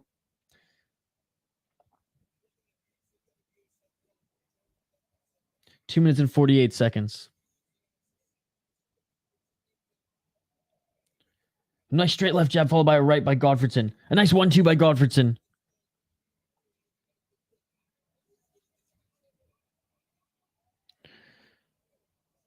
Oh, you don't want that smoke, buddy. 2 minutes and 24 seconds. I told him I'd meet him in the middle. I'll gain a bunch, but he's got to cut some. It's only fair, bro. 2 minutes and 16 seconds on the clock here. Jacob's scared, guys. He's scared. Doesn't want to cut the weight. He's scared of the sauna. Imagine being scared of the sauna. Start eating all those cheeseburgers, and we'll be calling you Randy the Cheeseburger. Dude. Randy the Cheeseburger. Yeah, I'm like 135 right now. 145, maybe. I haven't checked in a while. So, like I said, 100 pounds. 100-pound difference. I'll gain 50. He has to cut 50. We'll meet in the middle. 1 minute 36 seconds. Benjamin. Whew. Here we go. We'll have creator clash, but we'll call it city life clash. 1 minute and 20 seconds. And it'll be MMA. Won't be boxing. 1 minute and 15 seconds on the clock here. They clinch. And a good round. Good start of the round anyways by Godtfredsen.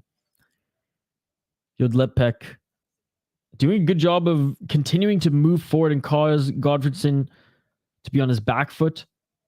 Godtfredsen doing a great job, though, in the tie clinch.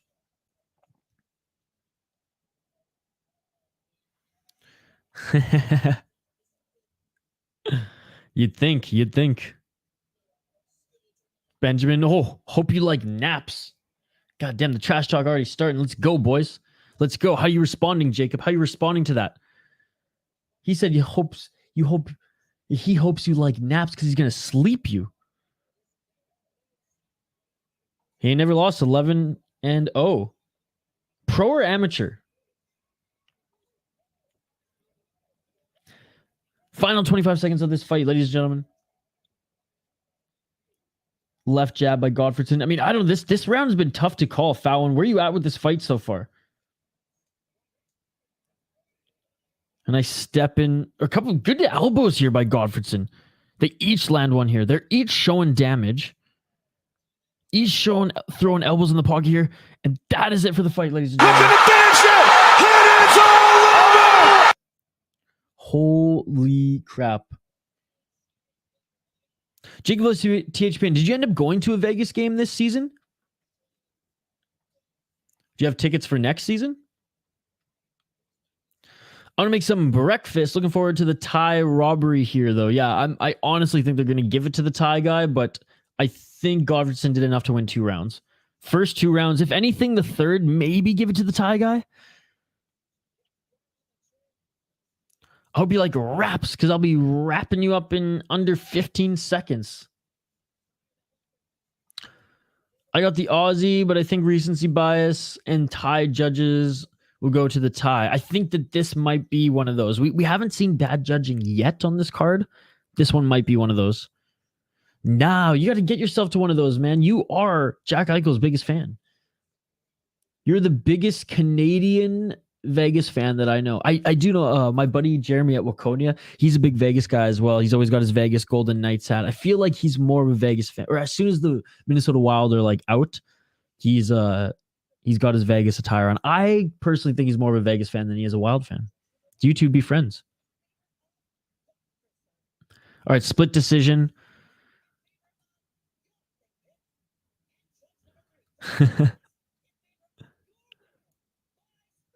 Split decision. Come on, Godtfredsen. Of course they give it to the Thai guy. Of course they give it to the Thai guy. Oh, I don't like that. I don't like that. Emotional damage. That was not a good decision. Good display of respect. Even the Thai guys putting the arm of Godtfredsen up in the air. Jordan Godtfredsen, there's an argument that he won all 3 rounds. I definitely think he won the first 2. And even so, the 3rd round was tight. They each landed some good shots. I guess the only argument is Yodlekpet constantly was moving forward and applying pressure.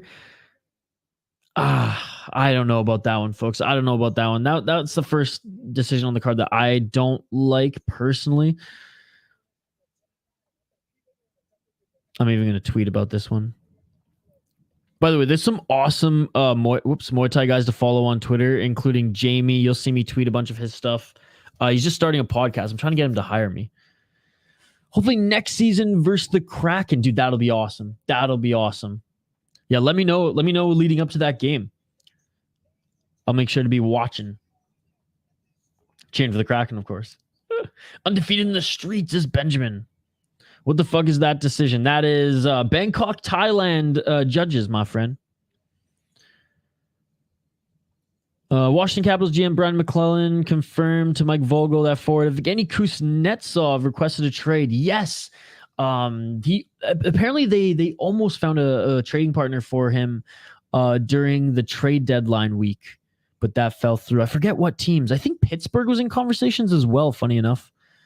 Which, as hilarious as it is that the Capitals and Penguins have such a great rivalry, they do share a lot of players. Like, they've made trades with each other in recent history. A lot of free agents have played, Brooks Orpik, Max Talbot. Oh, sorry, not Max Talbot. He went to Philly. That's even worse. But you know what I'm saying? There have been a lot of players who've gone to the Capitals and or Pittsburgh Penguins and who've put on each other's sweater a couple times. The Edmonton Elks have tied the longest home losing streak, 20 in all of the Big Four men's North American sports. Oof. Oh, BC Lions having a good season, man. Whew. Did not expect it, especially losing their quarterback who's going to the NFL this year. He should go to Boston. Kuznetsov? I don't think Boston can afford him, though, buddy. I know Boston had to give away Taylor Hall because they were shedding cap left, right, and center. He's got a pretty big contract, doesn't he? He's at least north of $7 million, Kuznetsov, right now. I've always liked Kuznetsov. I've always liked Kuznetsov. Not a big snowboarder myself, but he loves the slopes, dude. Oops, I'm on the wrong fight here. Here we go. All right, well, there can't be a Thai robbery in this next one because both the guys are from Thailand. Yeah, again, I didn't like that last fight, folks. I'm going to tweet that here in just a moment. Again, I don't think it was like a complete robbery because there's a there's an argument for the Thai guy for sure. But I think if you watch that fight as clearly as we did, you kind of knew who the real winner was, and we knew as soon as we heard split decision, they're like, okay, well, one of the judges gave it to Godtfredsen, so that'll cover our ass. No, didn't like that one at all. Didn't like that one at all. It's a robbery, but the big guy must also learn to be a pressure fighter. Like, he is smart but lacks power. No, that's the thing, and that's the biggest argument for the Thai guy is he out pressured him, as he should have. It was a good game plan. You ever watch AEW? A whole lot of swearing, blood, and scissoring. I don't like. I'm not a fan of the stage wrestling. I respect the athletes, and I'm glad that they get paid. Because, like, yeah, you're gonna get banged up. You're gonna get a lot of injuries, especially the amount of shows that pro wrestling put on. But I like actual fighting, man. Like, I like actual fighting, versus big athletes throwing their bodies around. And that's just me. Like, I don't disrespect it as much as some people do. But for me, it's just like I just prefer actual fighting. Oh no, I'm not. I don't dispute that. AEW. Put it this way: if I did follow professional boxing, pro wrestling, I would probably be more AEW versus WWE because it's a smaller promotion too, and they've been grinding to get where they are now, and able to sign some big stars and things like that. So I respect what the promotion does as well. It's just even as a kid, it was never for me. As a kid, I watched Pride. I watched people actually like near and like kill each other. Yeah, please do. Like, totally interested in it. I'm just never gonna seek it out myself or like stream a card or anything like that. Ariel Hawani loves it though, but yeah, it's just never been my thing.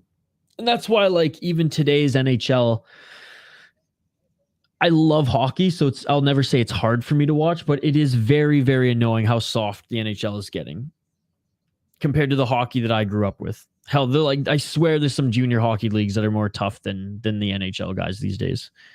And that's just, the era that I grew up in. And that's why I love the sport, was because it was so rough and just absolutely insane. But anyways, that's just me. I'm going to just make a quick tweet here, folks. But keep the comments coming. Don't forget to like this video as well. Subscribe to the channel if you haven't already. We do live play-by-play commentary, reaction, and interaction with all you amazing folks in the live chat. Every single weekend, we host these fight companions. We have another one championship fight card later today, as well as Tough Enough, KSW, and UFC.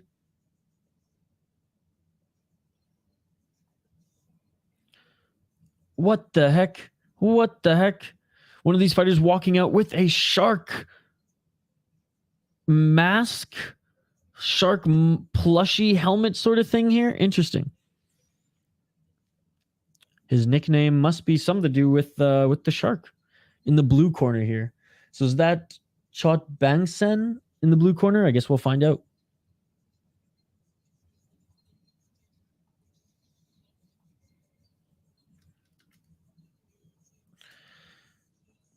Bum, bum, bum, bum.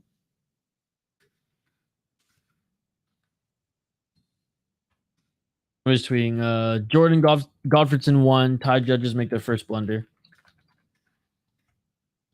First bias blunder.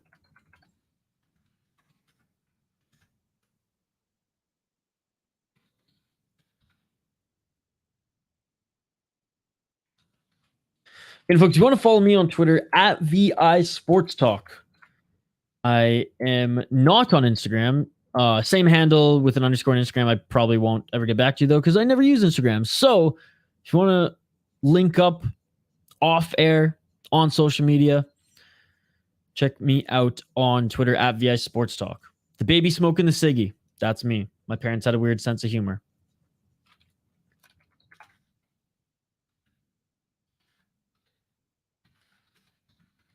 Saying Yodlekpet had a tremendous game plan and executed it well, but not enough to win.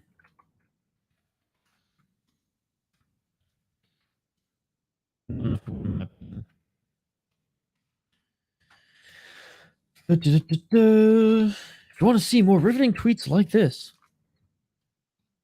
follow me, Avi Sports Talk. Don't forget to like and subscribe on this video too here, folks. Fighters making their walk to the ring.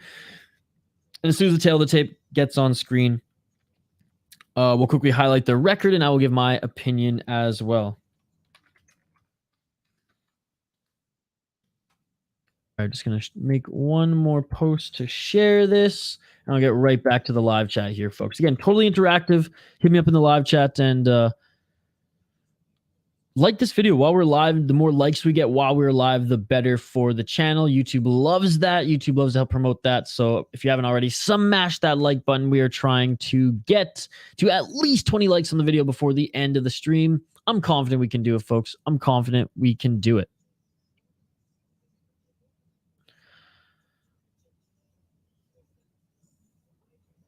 I wonder what Kapoza had to say on this as well. We'll check him out after I just closed Twitter.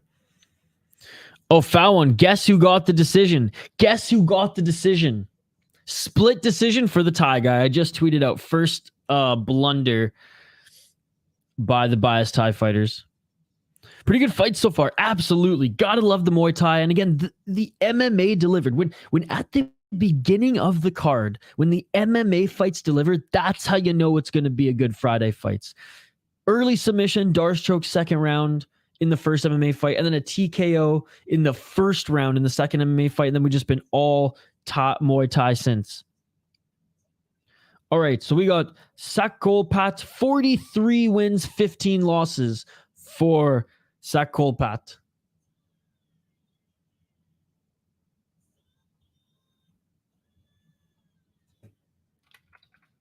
So not a bad record, not a bad record. Chatpichit, 56 and 10. So similar records. Similar records. Man, these guys have crazy names here. I absolutely love it. I'm just going to quickly check on their one championship record here. Have they fought in one? No, making his one debut. Yeah, let's see. Are these guys making their one debut here? Good display of respect as the ref gives them the rules. Yeah, I think both of them are making their one championship debut here, ladies and gentlemen. Oh, no. Oh, yeah, both of them making their one championship debut. Let's go. All right, I'm going with Chatpichit. I just got a feeling. Let me know your predictions in the live chat as well. Round one, let's get it on. Let's get it on!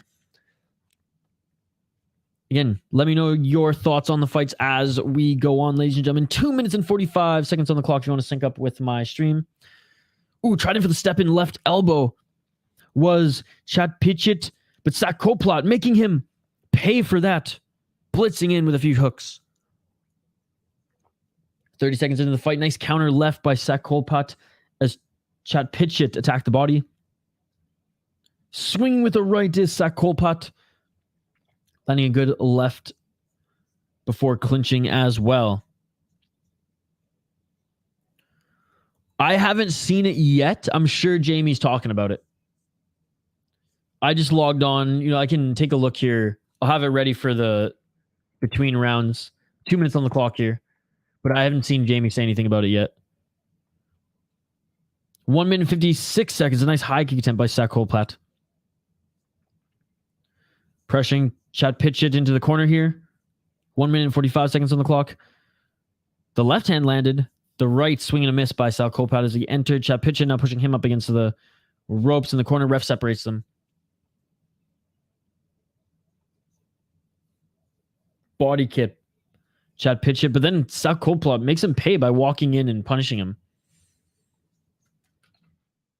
Oh, trying for the step in left elbow again is Chatpichit.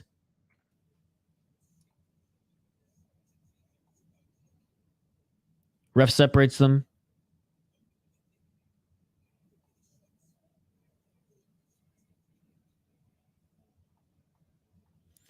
1 minute on the clock here. A nice 1-2 by Sakolpat lands with that step-in elbow. They clinch. 1 minute on the clock, folks. Because Jamie's just tweeting about Superlek right now. And that's about it.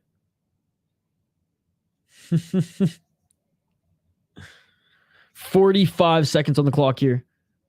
First round, ladies and gentlemen. Body kick by Chatpichit. High kick attempt. Nice combo there by Sakolpat, but not a lot of those shots have landed. He's really trying to get through the high guard. The body's open there. The body's open.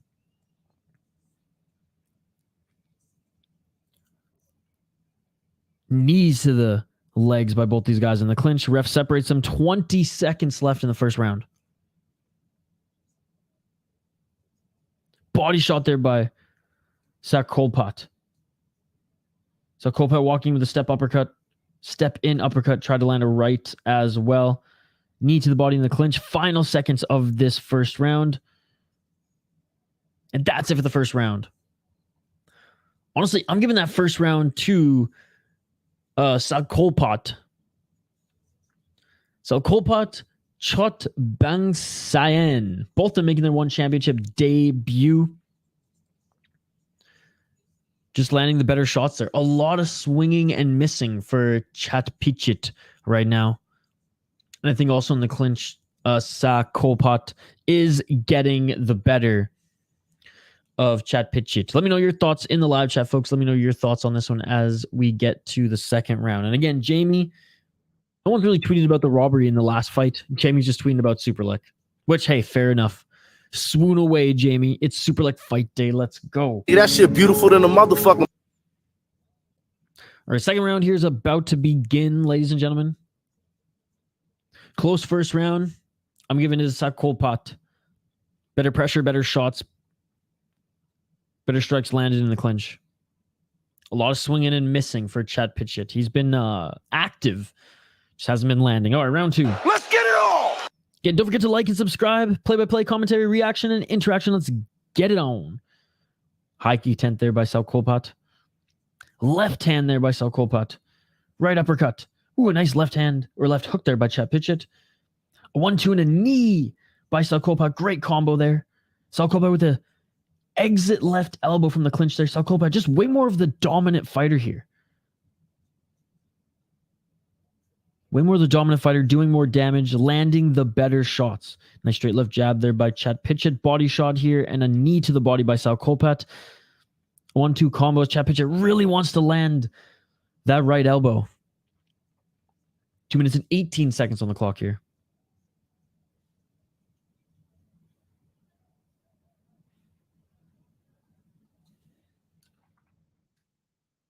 Solid uppercut combo. Sakolpat doesn't look like crisp and clean necessarily in all his strikes, but they're accurate. They're accurate. They're landing. 1 minute and 52 seconds on the clock here, ladies and gentlemen. Clinch. Sakolpat being pushed into the ropes here, but landed a knee to the body. High kick attempt there by Chatpichit. Almost landed. Again, big shout out to everyone tuning in here. Appreciate every single one of you. Don't forget to smash that like button. 1 minute and 31 seconds. Low kick there on Chatpichit. He's taking some time to recover. Again, folks, appreciate every single one of you watching. You guys are all amazing. Keep the comments coming. We're totally interactive. Like this video. Subscribe to the channel. More One Championship later tonight, ladies and gentlemen. Followed by Tough Enough, KSW, and the UFC. That's right. We got streams all weekend, ladies and gentlemen. That shit beautiful than a motherfucker. All right, we are back in this. We are back in this. And Chatpichit is throwing some high kicks. There's some beautiful combos, followed by knees in those combos by Sakolpat. 1 minute and 15 seconds on the clock. Ref separates them from the clinch. Back in the center of the ring. Some showboating there by Chatpichit. Displaying his footwork. Step in left elbow by Chatpichit. Left hand by Chatpichit, followed by a right hand by Sakolpat.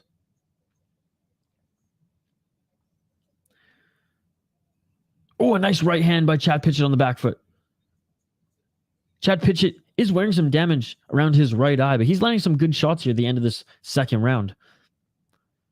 Another 1-2 by Sakolpat. Sakolpat just like walk forward, hit opponent. He's Thai, so I don't know why I did a Russian accent, but you know what I mean. He looks very robotic out there. Oh, there's that step in left elbow by Chatpichit. That landed. Sakolpat trying to land a counter left shot to the body. Counter left there by Chatpichit. Chatpichit starting to find his range, but Sakolpat landed a big left hand on him, and that seemed to hurt Chatpichit. He goes right for the clinch right after. Final 10 seconds. Big shot there, but that elbow is already cut under the left eye of Sakolpat. You can see there's a nasty cut. End of the second round. Nasty cut under the left eye of Sakolpat, but he landed a big left hand to end that round. Great fight here. This could be tied going into the third round. I got Sakolpat up 2 rounds. I did pick Chatpichit to win, so win-win for me after the final bell. But let me know your guys' thoughts on this one, folks. Let me know your guys' thoughts on this one. I'm literally sending this link to my roommate. Some good Muay Thai on right now. Dun, dun, dun, dun.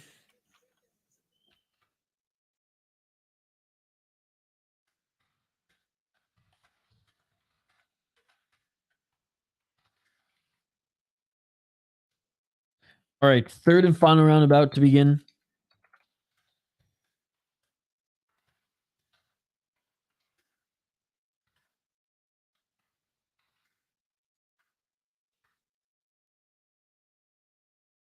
All right, here we go. Round 3. Let's get it on! Let's get it on.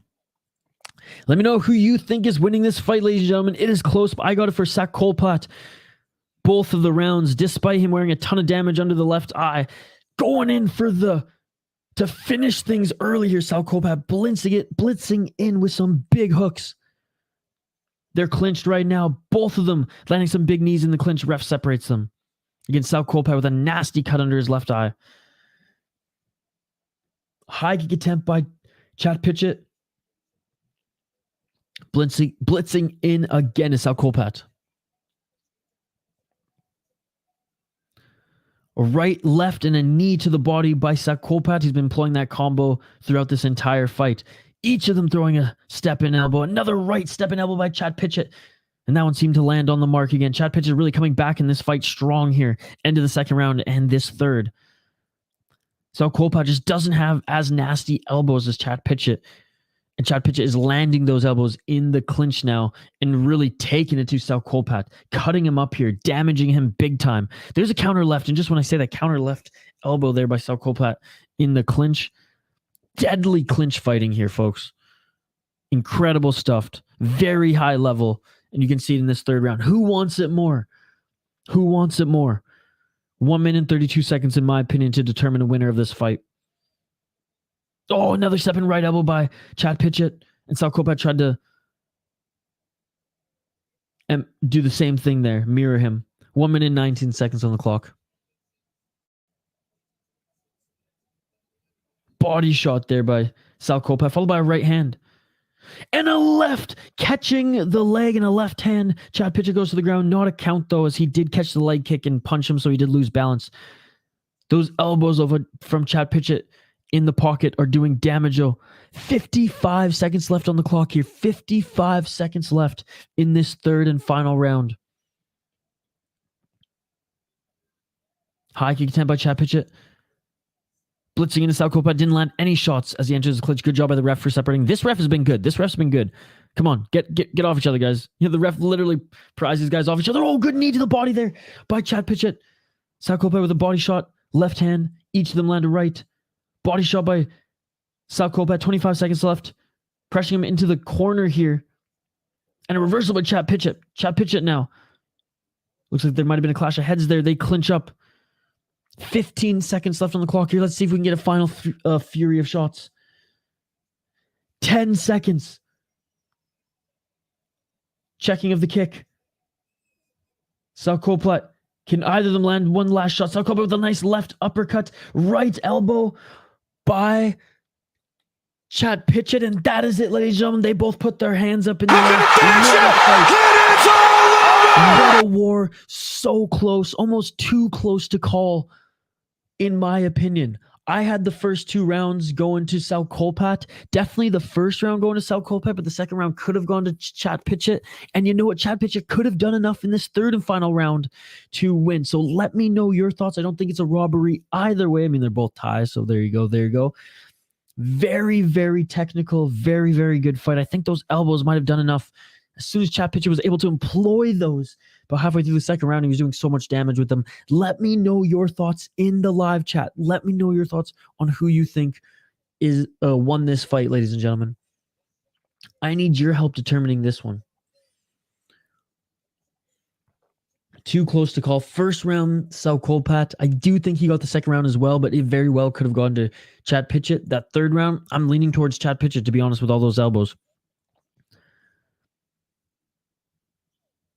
Okay, it's a unanimous decision.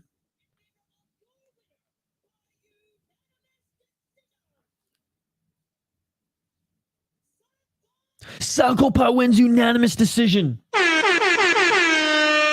Like I said, I did think he won those first 2 rounds. Despite the damage being done on his eye at the end of the second round, he was outlanding Sakolpat the entire round until he had like an end of the round flurry. Third round, I'm giving to Chatpichit with his elbows, but a great win nonetheless. A gritty win there by Sakolpat Chotbangsan.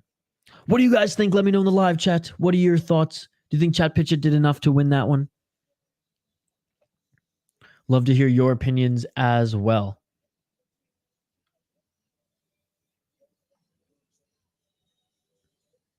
Man, there's so many fights left on this card. Absolutely love it. We're buzzing here, ladies and gentlemen. We're buzzing. I'm just going to update the ticker on the bottom of the screen, and we'll get right back to it. How many fights left on this card? 1, 2, 3, 4, 5 fights left on this card, and we're going to see some knockouts. We're going to see some more knockouts. Great 3-round back and forth. Love that fight. Love that fight. Soon Chatpichit got, was able to do damage in the pocket. The guy was killing it. I know we saw a groin shot, but we barely see them in one where leg kicks and body shots are more prevalent. In UFC, it's almost at least once per fight. Yeah, these guys trained all their life in kicking the right targets, right? And I think that says a lot. We also see these guys clash heads every time going into the clinch, and no one's crying about it. Whereas in the UFC, as soon as there's a clash of heads, and mind you, some of them are pretty deadly, don't get me wrong. These guys are just built different, man. One Friday Fights keeps getting good. Dude, it's one of the best. Like, the fact that we get this every single week, 25 straight weeks, and apparently they're working on an extension, and not only that, there is going to be a belt for the Muay Thai Friday Fights participants. Now, every now and then they do the one championship league, it does seep in, and they do like the Sinsmid fights and things like that, and certain title fights on the card. But for the most part, they want to start loading up the cards with champions of the Friday Fights portion of the card. Now, there's some things I like about that. There's some things I don't. But what it tells us is that it's here to stay. It wasn't just a X amount of fight deal, and then they're going back to the numbered cards. They're bringing back numbered cards. They're going to keep the Friday fights, and they're able to do this weekly. That's amazing. It truly is amazing. Oh, just doing more morning stretches here. I don't think I slept well last night. I'm energetic and I'm ready to go, and we're watching some amazing fights here, which are keeping me pumped, but it's always easy to get out of bed for Friday fights. That's never the issue, but it was actually like literally hard. I was like, man, like, I'm getting old. By the way, speaking of old, the 29-year-old looks younger than the 24-year-old here in this next fight. Oh, wait. Oh, yeah. So we have Kaoklai against Khaoyai.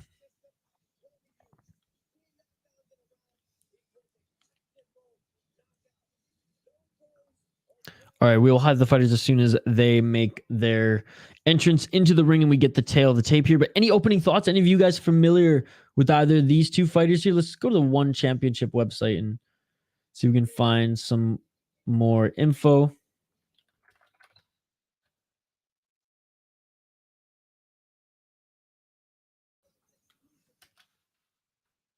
I believe like we're already on 25 of these events. It's truly amazing. Truly amazing. Again, folks, if you haven't already, smash that like button on this channel. Would really appreciate it.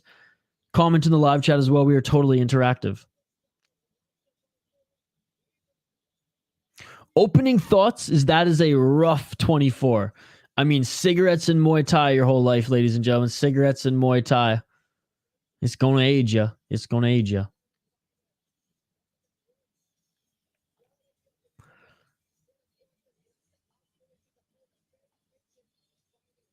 All right. So catch weight of 113 pounds.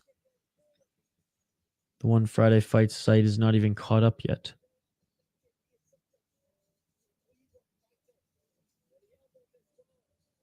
All right, here we go. Here we go. Looks like there might have been a change in opponent here. I don't know. They got different names on the website for these guys than they do on Tapologies. But it looks like Khaoyai Sor.Sommai is not the opponent of Kaoklai Chor Hapayak anymore. Kaoklai Chor Hapayak is the 24-year-old who looks weathered, to say the least. His new opponent who's entering the cage right now is Yodduangjai Chot Bangsayan. So there you go. Another Bangsayan coming in here, replacing Khaoyai Sor.Sommai. So I'm going to copy his name here so I can make sure to put that in the ticker on the bottom of the screen. But and so this is a strawweight Muay Thai bout, but yeah, looks like there's a different opponent than was originally slated. So there you go, ladies and gentlemen. There's some updates. As long as the belt stays in Friday fights and considered as a minor belt, and I think that's what it's going to be. I think that's what it's going to be. So naturally, Rod Tang will probably want to drop down and get that belt, seeing how the guy doesn't want to fight the top of the competition. Just saying, just saying. Does that make me an official Muay Thai fan now that I'm ripping on Rod Tang?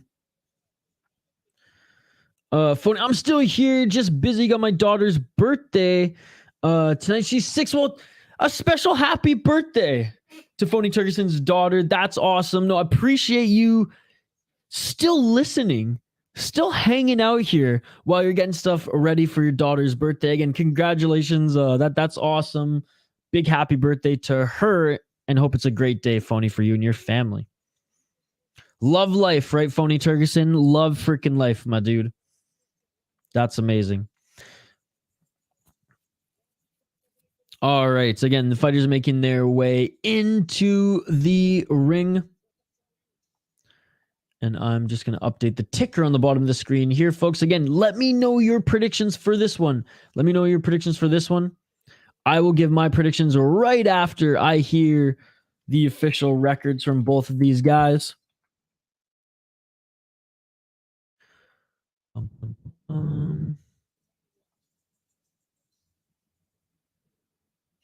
All right, both of them are being announced now in the ring. 125 pound strawweight Muay Thai.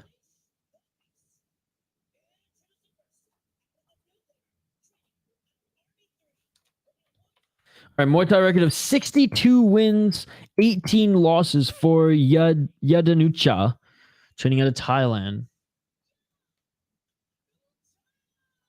So Yodduangjai, training out of Thailand, 63 wins up against the 24-year-old who looks a lot older than 24. 37 wins, 13 losses. You know what? I'm going with Yodduangjai. I'm going with Yodduangjai. He looks younger.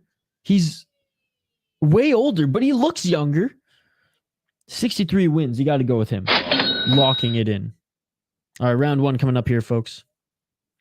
Love life, man. I try positivity every day. Got to appreciate even the bad. Absolutely. The bad, they're only learning experiences and they make you stronger. Well, in most cases. Love the positivity, brother. So in 1 month, we will get fight nights, Friday fights, and Prime Video. Absolutely. Absolutely. The numbered cards will return, and I believe they'll be at 169 or 170, if I'm not mistaken. I believe the Jared Brooks title fight was the last numbered card. No, was that a Prime? Maybe it was quickly winning the heavyweight title. Anyways, against Azizpour. Or defending it. I forget who had it going into that one, but regardless, that was a good fight. All right, 2 minutes and 24 seconds on the clock here. Round one, ladies and gentlemen. Let's get it all! UFC might need to step it up their game then. Hey, but they have Slap League, dude. Emotional damage! They should have put their resources into kickboxing, honestly. 2 minutes and 5 seconds on the clock here in the first round. Trying to set up that right elbows. Yodduangjai in the blue corner. Kaoklai in the red. Both of them seemingly training at the same gym, wearing the same shorts here. Oh, a nice right hand by Kaoklai. Nice left hook by Yodduangjai. Yodduangjai clinching here, trying to set up that right elbow, and he does get it. Body kick there by Kaoklai. Big right hand by Kaoklai. Step in left elbow by Yodduangjai. Yodduangjai really trying to use those elbows as his main weapons here early in this fight. 1 minute and 18 seconds on the clock.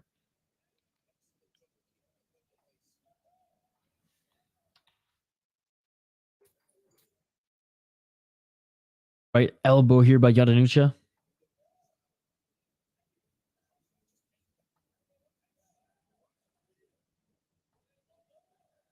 Oh, and a nice right hand by Kaoklai, who's now pressuring Yodduangjai into the ropes here. Another right hand. Pressure into the corners, Yodduangjai, and landing some big hooks to the face here. Shots to the body, shots to the face. Kaoklai looking to finish Yodduangjai early here. Big shot to the body again. Another shot to the body. Another left hand. Right hand knocks down Yodduangjai. 38 seconds and Kaoklai. Yodduangjai's wobbly. Getting the count is Yodduangjai. He's going to get back in this one. 25 seconds on the clock here. Body shot by Kaoklai. Another body shot by Kaoklai. Right hand. Body shot. Left hand. And this is all over. Kaoklai with 20 seconds. Oh my goodness. Yodduangjai. Ref saves him from more damage. And that is it, ladies and gentlemen. That is it. Oh my goodness! He smelled blood and he went for it. Kaoklai.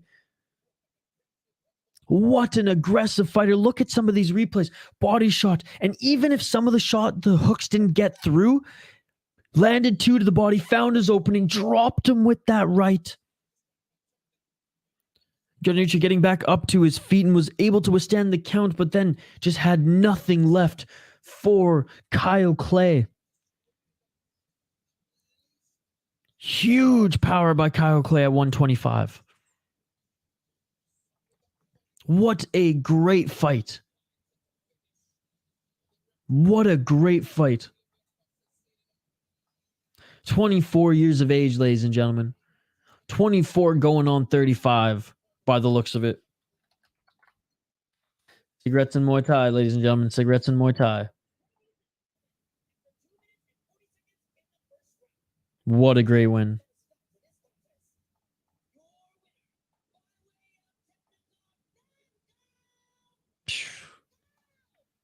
Being announced as the winner in the center of the ring is Kaoklai Sor Wangsua. Went in like a bulldozer indeed, says the broadcast.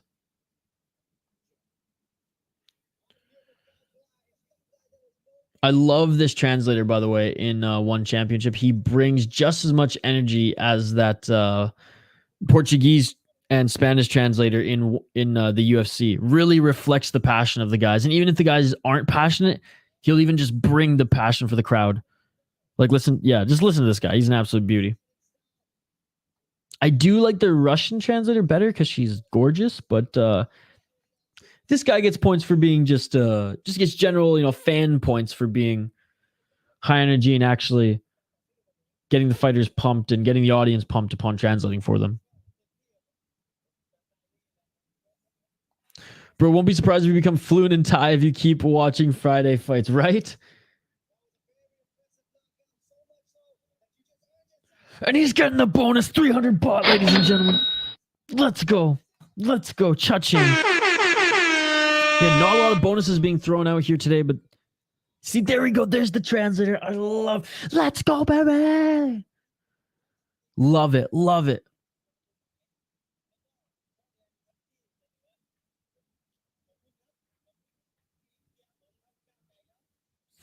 Again, does not look 24 years old. Either he lied on the record or, again, too many ciggies and punches, before the age of 20. Hey, well deserved of the bonus too. He came in like a wrecking ball. He's still throwing bombs, shadowboxing to the camera there. What a beast. What a beast. All right, next fight coming up here. We will highlight them in just a moment. But again, I want to remind everyone to like and subscribe. Ring that bell for notifications so you never miss an upload. What are some fights coming up tonight, folks, that you're excited about? What are some Fight Night 12 fights that you're looking forward to? I personally was looking forward to Kriklia. I mean, I wanted to see him defend his heavyweight strap. 5 MMA bouts, 1 kickboxing, 2 Muay Thai, 1 grappling. I'm obviously most excited about Superlek. I think everybody is. I know there's been some buzz around Gary Tonin and Gasanov. We have a Canadian on the card in Dustin Johnson against Amir Ali Akbari. Ali Akbari is probably going to smother him, but there's a 7-1 Canadian on the card. Looking forward to that as well.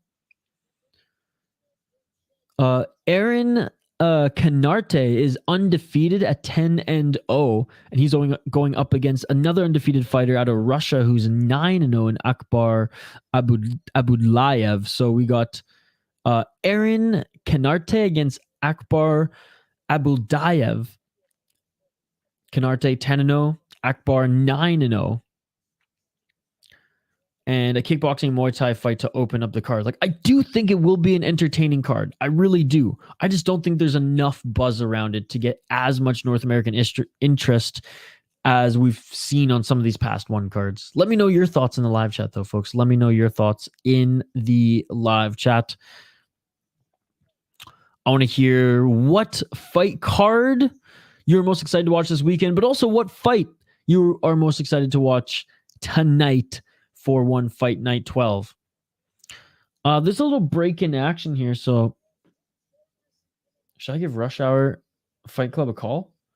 Should I call into his stream?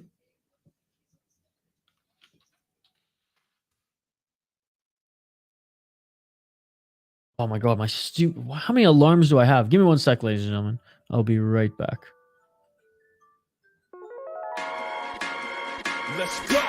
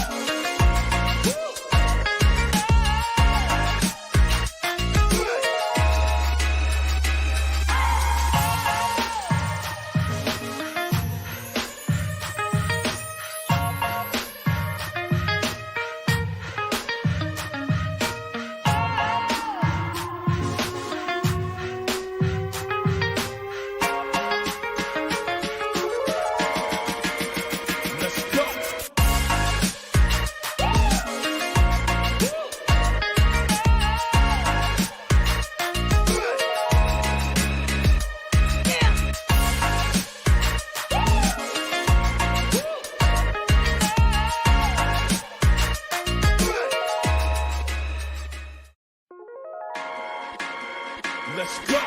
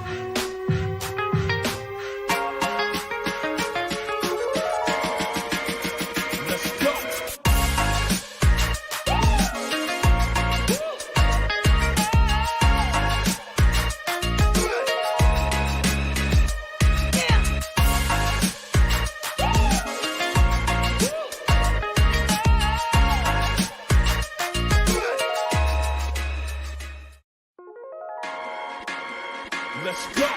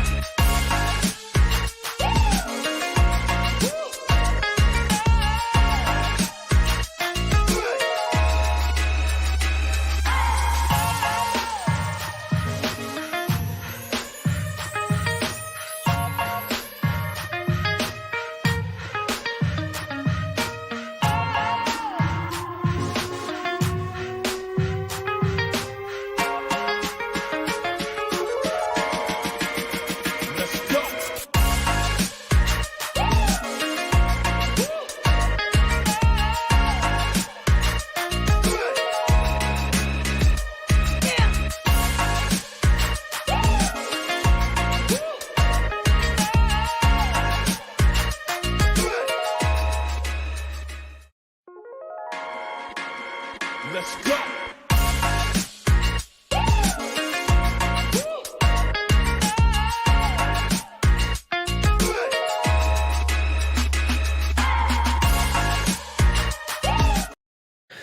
And we are back live here on the City Light Project YouTube channel for yet another live fight companion. One Friday Fights 25, and we are back here.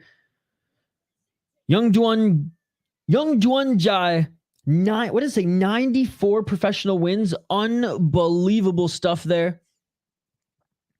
He's in the blue corner taking on Suriyanlek. 75 wins, 25 losses. I am going with Yodduangjai in this one. That is my pick, locking it in. You know, update the ticker on the bottom of the screen to reflect the rounds. If you're new to this channel, we do live play-by-play commentary, reaction, and interaction with all you amazing folks in the live chat. Totally interactive. And we have live streams every single weekend. We have fight companions every single weekend. One championship later tonight, followed by Tough Enough, followed by KSW, followed by UFC. We don't stop. We barely sleep. Let's get to round one, ladies and gentlemen. Nice left push kick there by Yodduangjai. Yodduangjai with the dyed hair, blue corner. Inside leg kick by Suriyanlek. Suriyanlek looking to counter there with a sweep kick of his own. A nice left hand by Suriyanlek.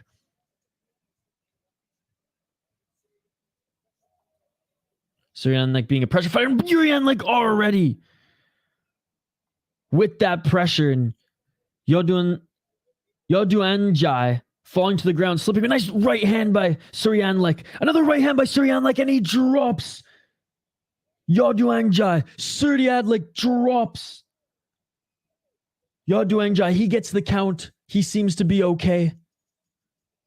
No, he doesn't. That is it. This fight is over just like that with the fury of shots. Oh my goodness. Look at the finish it. Just like that.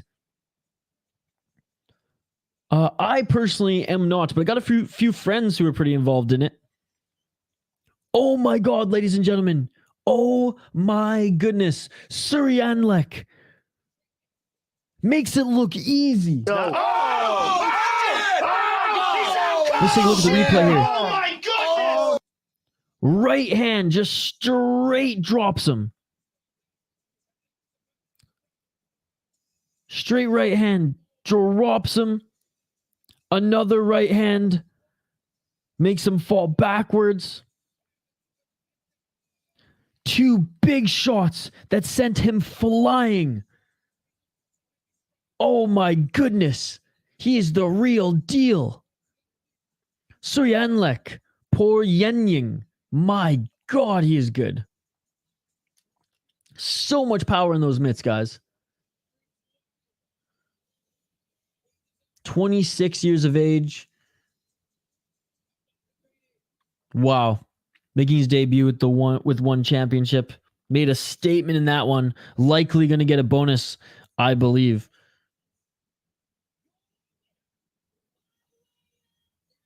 By way of knockout. And a great knockout it was. With TKO, but still. Good job by the young man. That was very impressive.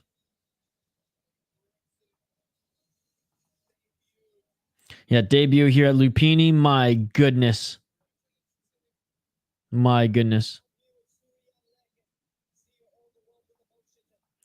And he's overwhelmed with emotions right now. He's being interviewed in the center of the ring.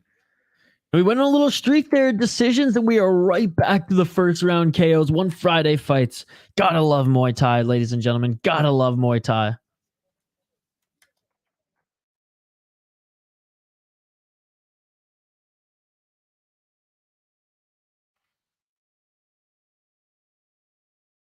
And keep your eye out for more videos that will be dropping on this channel today, ladies and gentlemen. First thing tomorrow morning, UFC predictions video as well will drop before we stream KSW, before we do a night of UFC and Ice Wars. Again, check out the schedule on the community tab here on the channel for all the live streams coming up on the channel, guys.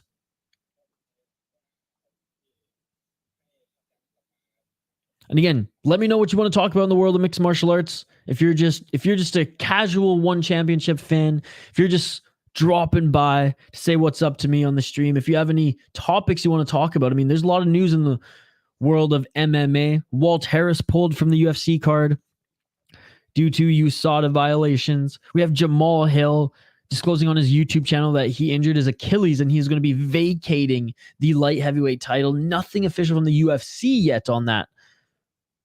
But still, big news nonetheless.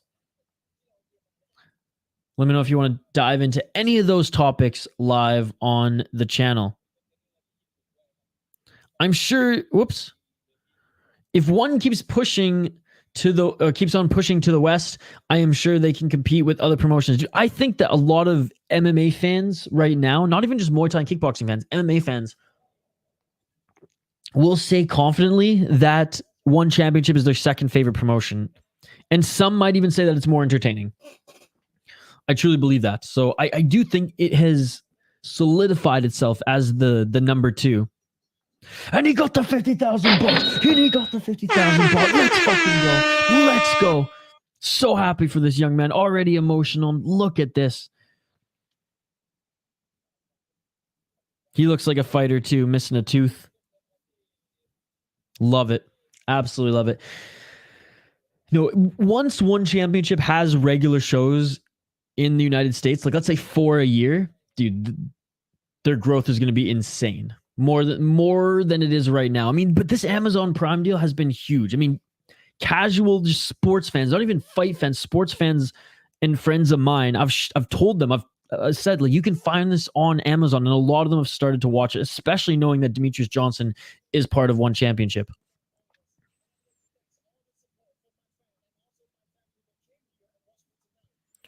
Unbelievable stuff here. Unbelievable stuff. Great fight card as always, ladies and gentlemen. Great fight card as always.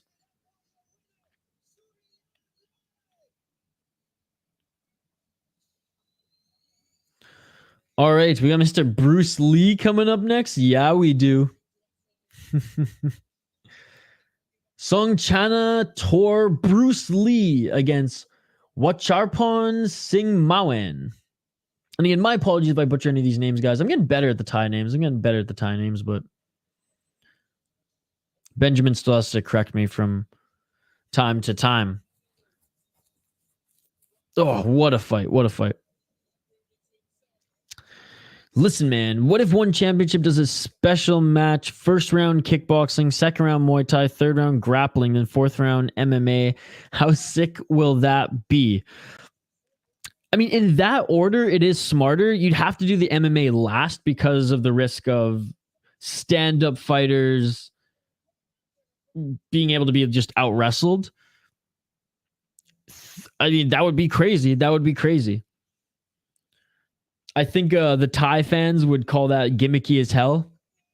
Kind of like how we view YouTuber boxing being gimmicky as hell. But it would be interesting because it's all the forms of martial arts that, you know, MMA promotions are involved with in one fight.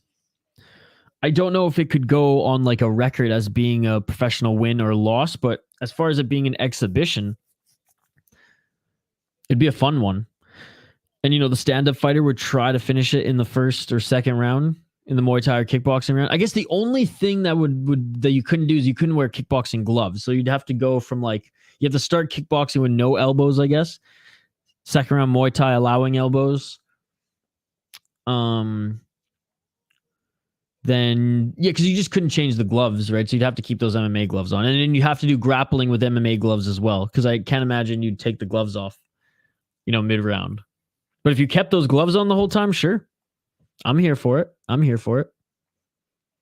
Again, big shout out to everyone tuning in live here on the City Light Project YouTube channel. You all are amazing. I appreciate you all. Don't forget to like and subscribe. We do Fight Companions every single weekend, ladies and gentlemen. And we have a ton of fights that we are covering this weekend. One fight night later tonight. One fight night, 12. One on Amazon Prime, 12.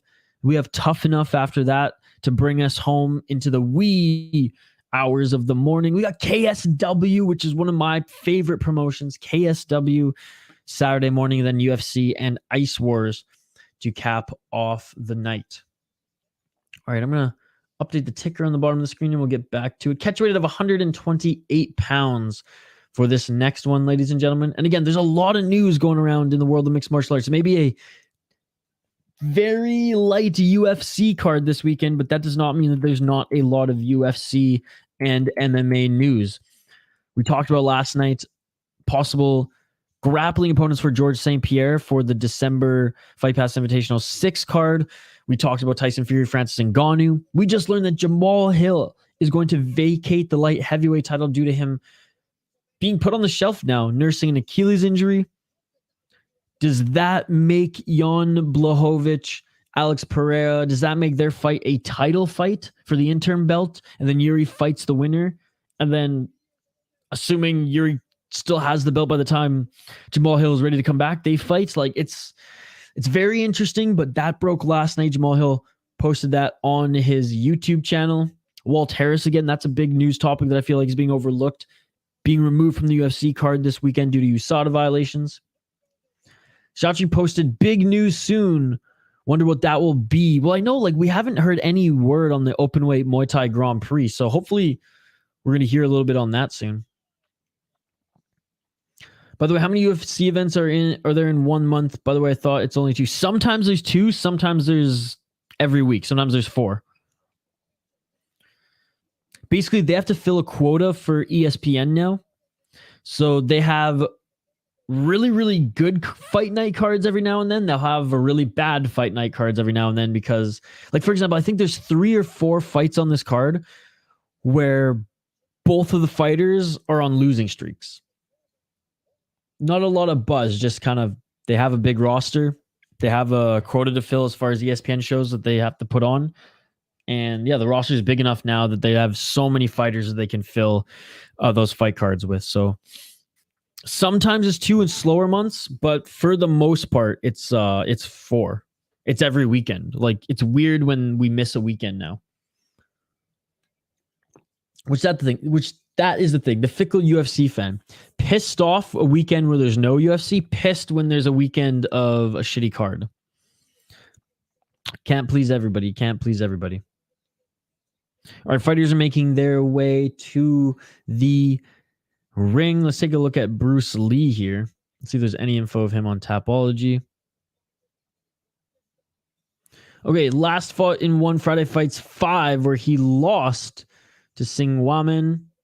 So another on, and now he's going up against another Singmawynn gym fighter. Oh my goodness. Oh my God. He lost a close split decision. Invited back to compete. Looks like he's on a 3-fight losing streak though. Looking at his opponent.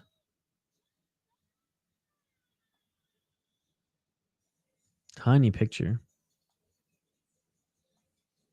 Oh my God, Tapology and their stupid freaking pop-ups. Okay. Making his one Friday Fights debut. Coming off a loss, a decision, before then got a win in Amarin's Super Fights back in 2021. Again, probably has been more active than Tapology is showing. Tapology is mainly for MMA folks, but they're doing a better job of highlighting some of these big Muay Thai fights as well, especially if they're in big promotions such as One, K1, etc. Musamechi just had an interview this week too. He said his next match is DJ. DJ in a just straight grappling match. I feel like he's gonna have the upper hand. I want to see them fight one Muay Thai round, one Jiu-Jitsu round. Musamechi actually is trained Muay Thai. He just doesn't compete in it. But I wonder what the rules are going to be. Or if they're just going to fight under one rules. Yeah, Musamechi said he's not a fighter. He's a lover, not a fighter. He's a pasta-eating machine. God, I wish I could just train all day. Even if it was just like working out so I could eat pasta and pizza every night. That's the dream. That's the dream. Again, appreciate every single one of you joining us live here on the channel. Like and subscribe if you haven't already. Keep smashing that like button if you're viewing, folks. Smash that like button when you're viewing. The more likes we get live, the more YouTube will help push our channel to more fight fans. So appreciate every single one of you. All right. 70 wins, 7 losses for Watcharaphon.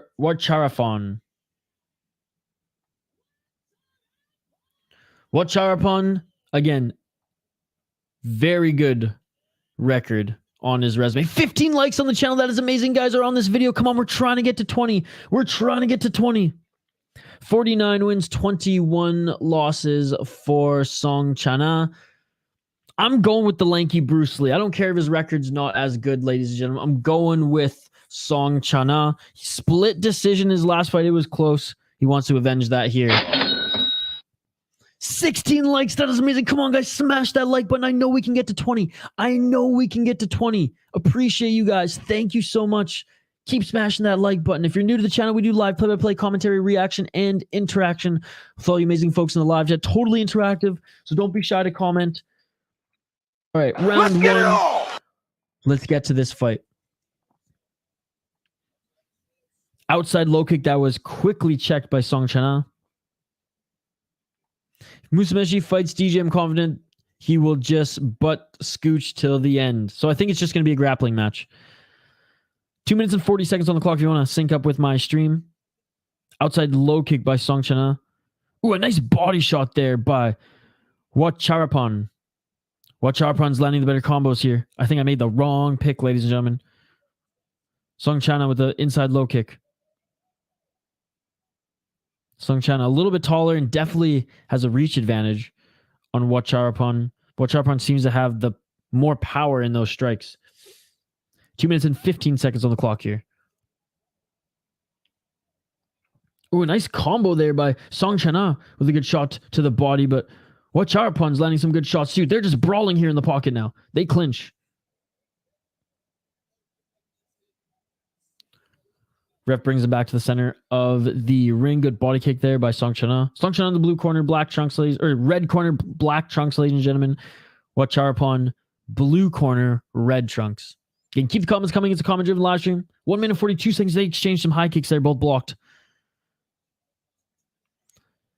The card starts at 5 p.m. Pacific, 8 p.m. Eastern.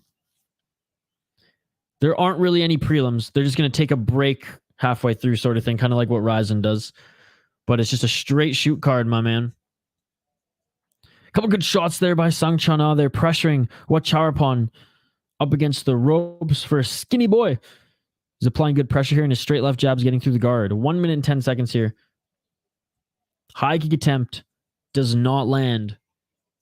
So yeah, 8 p.m. Eastern, 5 p.m. Pacific is when the One Fight Night 12 card on Amazon Prime begins. Nice body shot, followed by a right hand there by Songchana. They're just swinging in the pocket here. They're just swinging in the pocket. No! A counter right drops Songchana. Songchana was pressuring Watcharaphon. It looked like he was getting the better of him. And a counter left drop Songchana. 32 seconds. Songchana got the first count. And then right hand drops Songchana. And it is all over. It is all over. He is out. Songchana is out. Look at the finish it! It is all over! Watcharaphon with a straight right. Songchana just having the worst luck against Singmawynn fighters. I just love watching these dudes bang. Let me bang, bro. One championship is letting you guys bang. Counter. Yep, counter left drops him first, ladies and gentlemen. Songchana gets back up to his feet, and it is just a beautiful boom right hand in the exchange to drop him. Oh, and he goes straight down, and the ref calls it. It is all over. And just like that, we cruise to the co-main event of the evening. Oh my goodness. 2 clean drops there. One with the left on the counter and one right hand. Again, Singmawynn gym fighters have Songchana's number, ladies and gentlemen. Being announced as the winner in the center of the ring is Watcharaphon right now. I imagine he's going to get a bonus for that win. Another Friday Fights card delivers, ladies and gentlemen. Another Friday Fights card delivers. Gotta love it.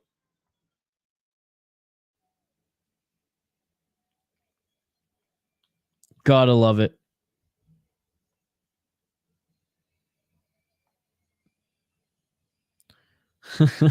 Throwing his mouthpiece to the audience. Again, we got 16 likes on the video right now, folks. Let's try to get to 20. I know we can do it. By the way, checking in on the poll question, what are you most excited for this weekend? 1 Friday Fights, 1 Fight Night, KSW, UFC. It's a neck-and-neck battle. 1 Friday Fights and 1 Fight Night. 1 Fight Night leading with 39%. 1 Friday Fights, 36%. Like and subscribe if you haven't already, folks. What a great win here. What a great win here. Again, being interviewed in the center of the ring as the winner is Watcharaphon right now.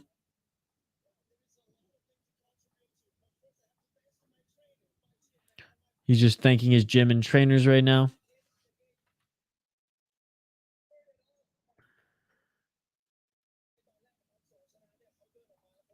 Man, what a great win. Because the pressure was on him. The pressure was on him. Ends up landing that beautiful left counter, then seeking that right hand.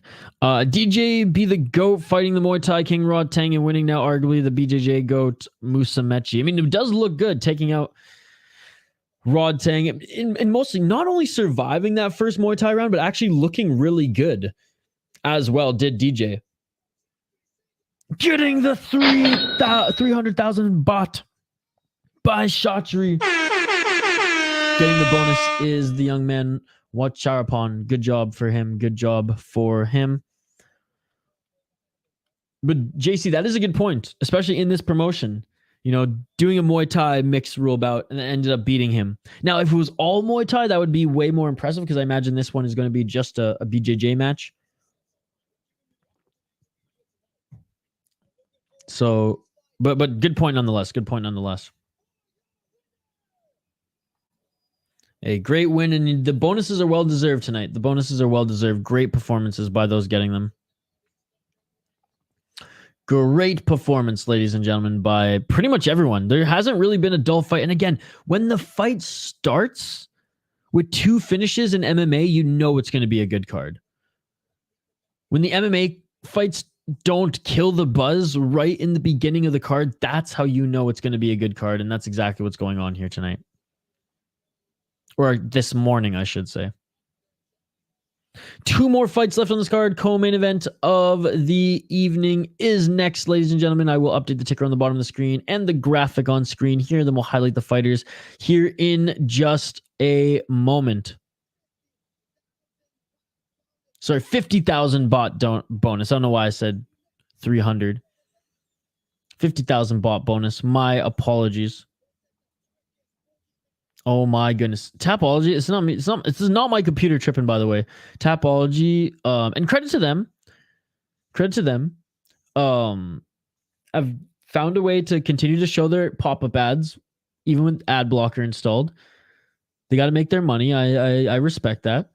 But it's completely messing up our stream here, ladies and gentlemen. All right. How about the Kickboxing King next Superlek? Dude, I'm so excited for the Superlek fight tonight. Like I said, I hope that the weight cut doesn't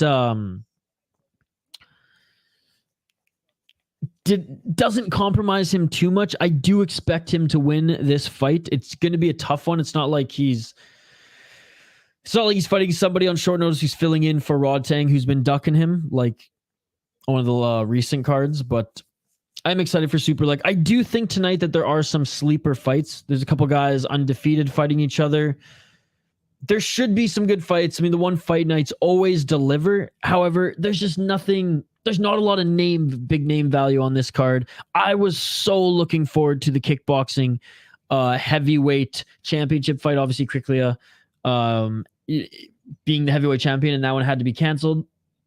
But yeah, overall, I do think it's going to be a good fight, but I do think that like the likes of BKFC, the likes of Cage Fury FC might be just as entertaining here tonight. Some good fight cards here tonight. Again, BKFC, Cage Fury FC, one championship, all going down tonight. We're going to be streaming Tough Enough later after the one championship stream.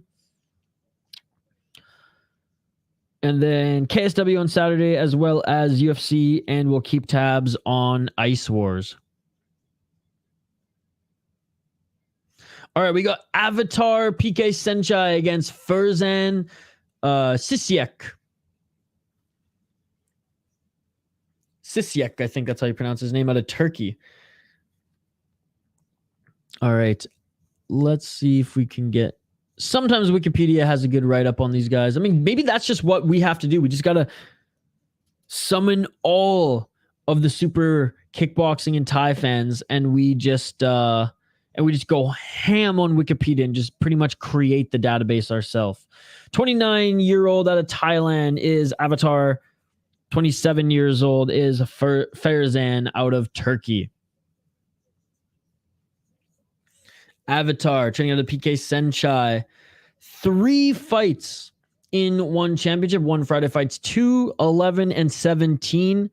He lost in his first 2 ones, unanimous decision and split decision. He won his 3rd one, unanimous decision, against Kamawut FA Group. Oh, and it was a rematch. He rematched him. He lost to him split decision, 1 Friday fights 11, then beat him unanimous decision in May, 1 Friday fights 17. But making his walkout first is Ferzan Cicek, ladies and gentlemen, is the Turkish fighter. I'm digging the music. I'm digging the music in the walkout. He's pumped. He's pumped. 27 years old. This is his 3rd fight in 1 Friday fights. He lost to Pong Siri back in 1 Friday fights 2. He beat Penreet Luke Jaimo Sawari in 1 Friday nights 19 via knockout in the 3rd round. So he's got a unanimous decision loss and a knockout victory in 1 championship. Let me know your thoughts in the live chat, folks. Let me know your thoughts in the live chat. Avatar hasn't been able to put out an opponent yet, but he is good at going the distance. Ferzan Cicek, he does have that power, but does he have that technique that a PK.Saenchai fighter has? Let me know in the live chat your thoughts, ladies and gentlemen. I will make my official pick right before the fight begins. And you know what? As these fighters are making their way into the cage, I'm going to quickly refill my coffee here. I'm going to take a quick break, probably the last break of the night. So like and subscribe, ladies and gentlemen. Do not go anywhere. We will be right back after this quick break to call the co-main event of the evening. Ferzan Cicek against Avatar PK.Saenchai. Don't go anywhere. We'll be right back. Quick break. We'll be back right as these fighters get announced in the ring for the co-main event of the evening. Avatar walking out now, back in 2 minutes. Let's go.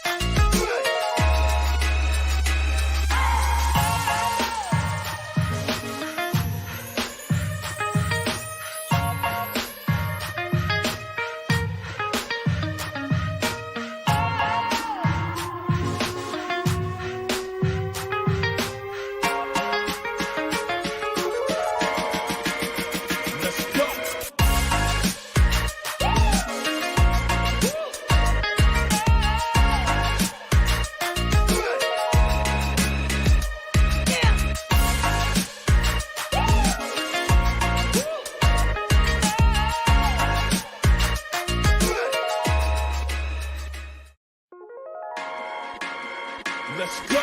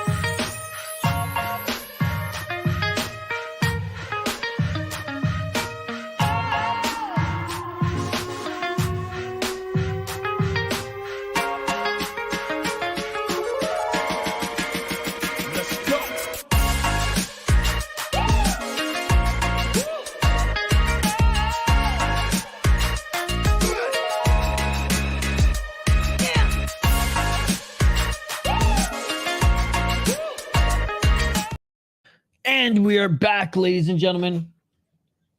Ferzan, the boogeyman, Cicek. They're not even showing his record. He's that much of a boogeyman. They didn't even want to show you his record.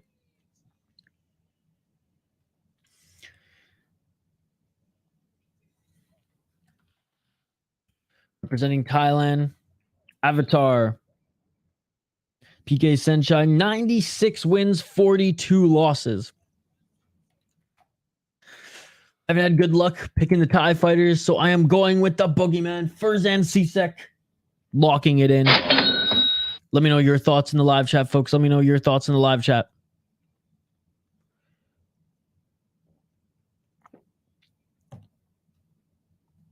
It's over. Avatar is going in the Avatar state. All right, good display of respect here. Co-main event of the evening, folks. We do live play-by-play commentary, reaction, and interaction. I'm picking, like I said, Cicek to win. Let me know your predictions in the live chat as you follow along. And here we go, round one. Let's get it all.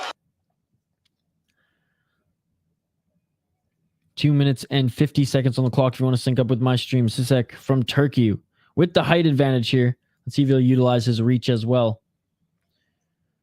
Kind of muffin leg kicks here to that lead left leg of Avatar. Front kick by Cicek. It landed, but Avatar caught it and tried to land a right hand. Avatar stalking Cicek right now. Cicek a little bit more light on his feet. Good body shot there by Cicek, followed by a right leg kick. Walking in with some two big shots was Avatar there. Didn't land.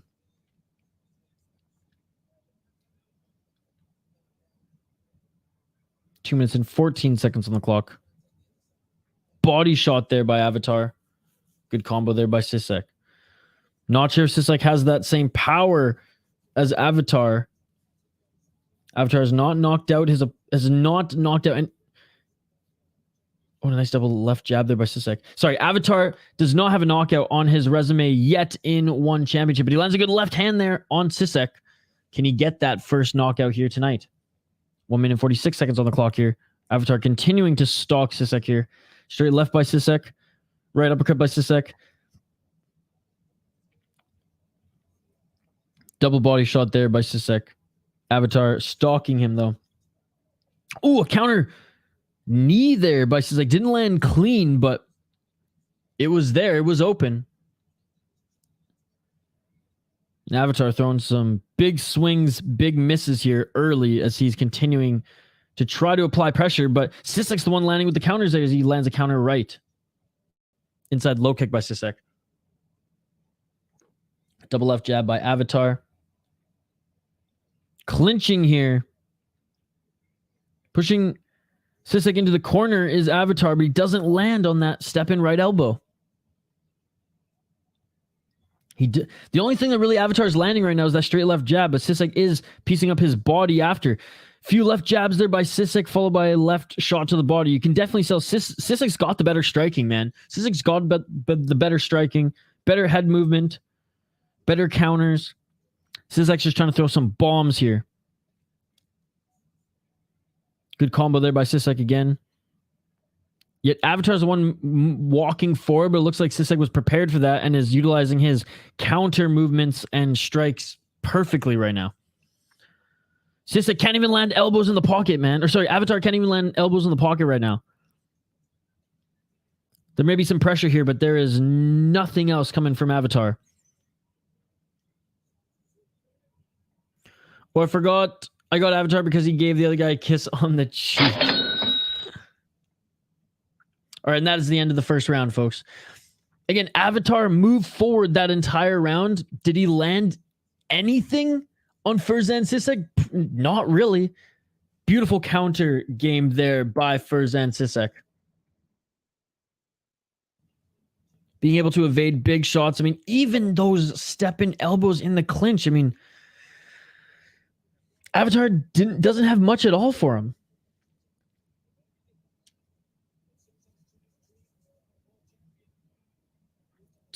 Other than the straight left jab, I'll give it to Avatar for that. His straight left jab, that's been getting through every time. His other big shots, they haven't been. He's been the one stalking Cicek this whole time. Cicek landing way better strikes. Mind you, on the back foot, but still.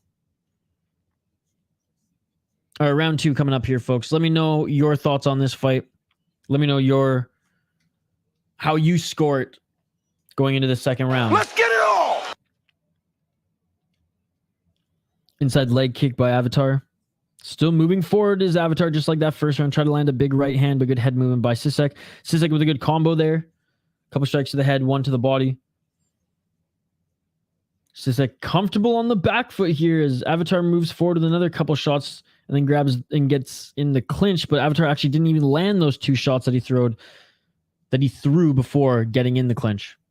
2 minutes and 31 seconds on the clock here. High kick evaded there by Cicek. Again, good head movement there by Cicek. Avatar may have landed that right elbow there on the top of his head, though. Knee attempt again. That time he got burned by that straight left jab of Avatar. There's a left by Avatar. A 1-2 by Cicek. Avatar tries to land that right hand. Right elbow, I should say. Escaping the clinch with a couple shots of Cicek. 2 minutes on the clock. Avatar walking forward. A 1-2 by Cicek doesn't land. As Cicek starts to get a little tired here. Avatar still looks like he's got a full tank of gas. Big shots and Avatar lands a big head kick. Avatar lands a right elbow in the clinch. Those are the big shots that Avatar's been trying to land this whole fight. And Cicek's been evading. Cicek's been on the back foot this fight. He's going to have to be the aggressor now moving forward. 1 minute and 32 seconds on the clock in the second round. Straight left jab by Cicek. Evading the shot. Getting out of that corner. 1 minute and 22 seconds left. Cicek already looks tired here, though. That's the thing. Avatar looks like he's got a full gas tank left, and he's still stalking Cicek. Cicek's shots don't look like they have a lot of power behind them. And Avatar's just going to keep pressuring him. Cicek with a straight left jab of his own. Knee to the body. Oh. And in doing so, Cicek stepped forward and a knee to... Avatar stepped forward and a knee to Cicek's balls. Big guys always running. Big guys always running. Because they know these Thai guys, they got some power. Knee attempt. Yeah, knee to the balls. Knee to the balls. All right, second round here. Cicek threw a little jumping knee there. Stepping forward with his knee up was Avatar, and it clipped him. Took about a minute to recover. They're back in it.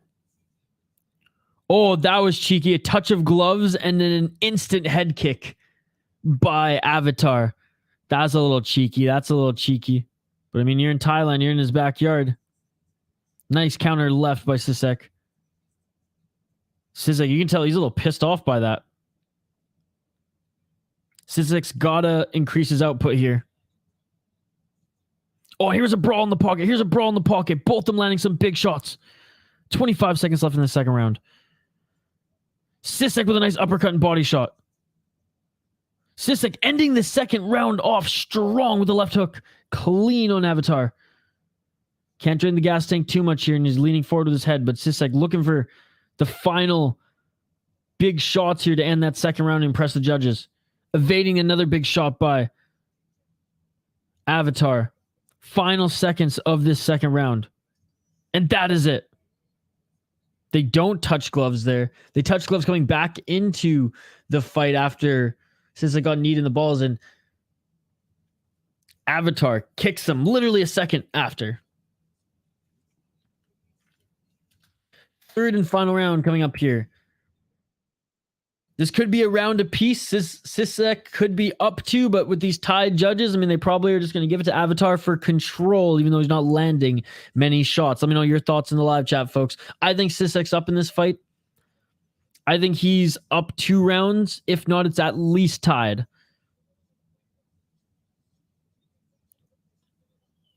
And simply because Avatar's not landing anything. Avatar is barely landing anything. And though Ferzan Cicek's not landing the hardest shots, he is landing a significant amount more than that of Avatar PK.Saenchai. Let me know your thoughts in the live chat, folks. Third and final round coming up here.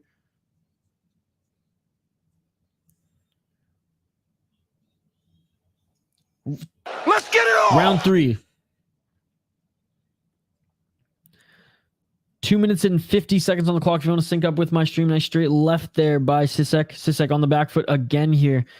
The way he ended that second round was huge. That's where he has to get back to. That's where he has to get back to. Nice short right elbow by Cicek in the pocket there. Outside low kick by Avatar. Avatar trying to employ that right elbow. Avatar walking forward. Cicek trying to get out of the danger zone. He evades. Good head movement there. But still on the back foot. Nice right uppercut, left hook counter by Cicek. The left upper or the left hook landed. Ooh, a nice straight left jab there by Avatar. Trying to get that step in right elbow every single time. That's what he's trying to do. He'll jab with the left, step in with the right. Cicek doing a good job of evading it, but Cicek's got to be aggressive like he was in that second round, because I could see the judges giving it to Avatar if Avatar wins this round doing just this. He'll score with the leg kicks, even if he doesn't land with anything else. 1 minute and 48 seconds left. Cicek's got to drain the gas tank and just go for it right now, guys. Cicek has to go for it right now, or I think he's going to lose in Thailand. Body kick by Avatar. Body shot by Cicek.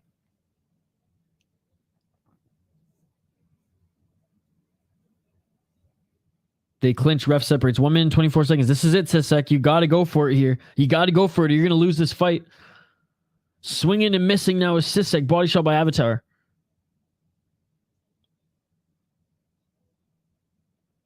One minute and 10 seconds left.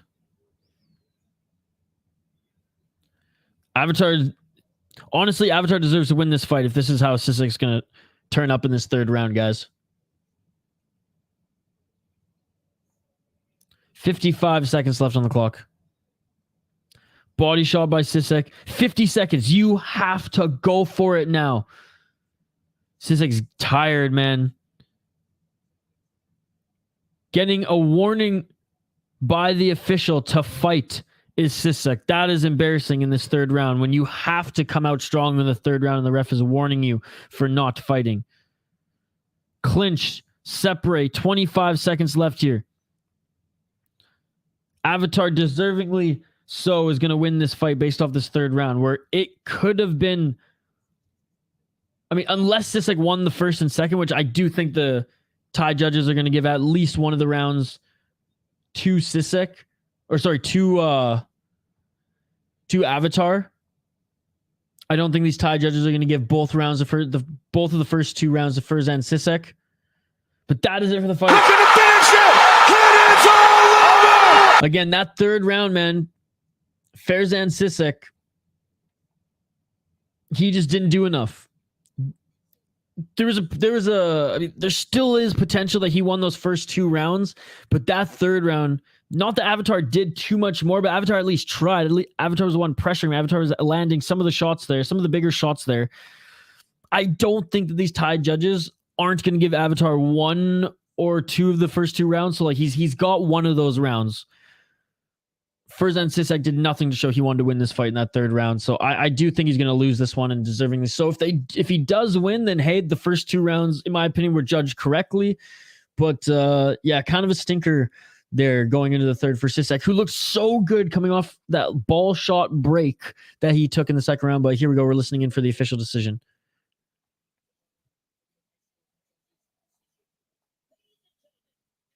We're just listening in.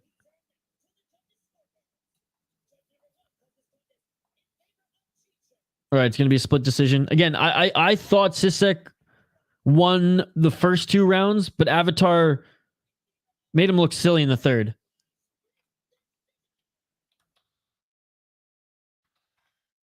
Of course, it's the Thai fighter if it's a split decision. Avatar wins split decision. You know what, folks? I'm okay with that win. I'm okay with that win. Because the first 2 rounds were close. I do think Cicek won one of or both of the first 2 rounds. Hey, if you get a split decision in Thailand, one of the fighters isn't Thai, one of the fighters is Thai, you know the Thai fighter is going to win.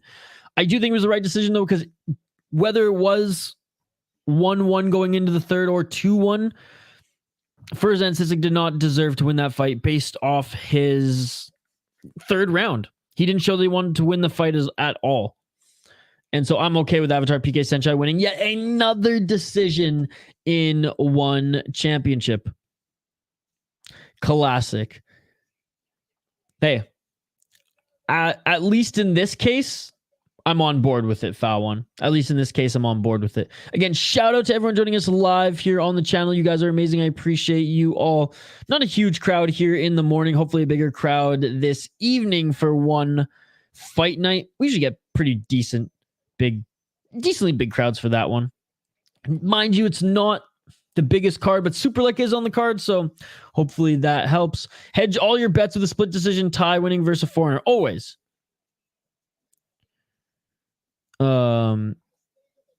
Because you could make a killing. It's true. It's true.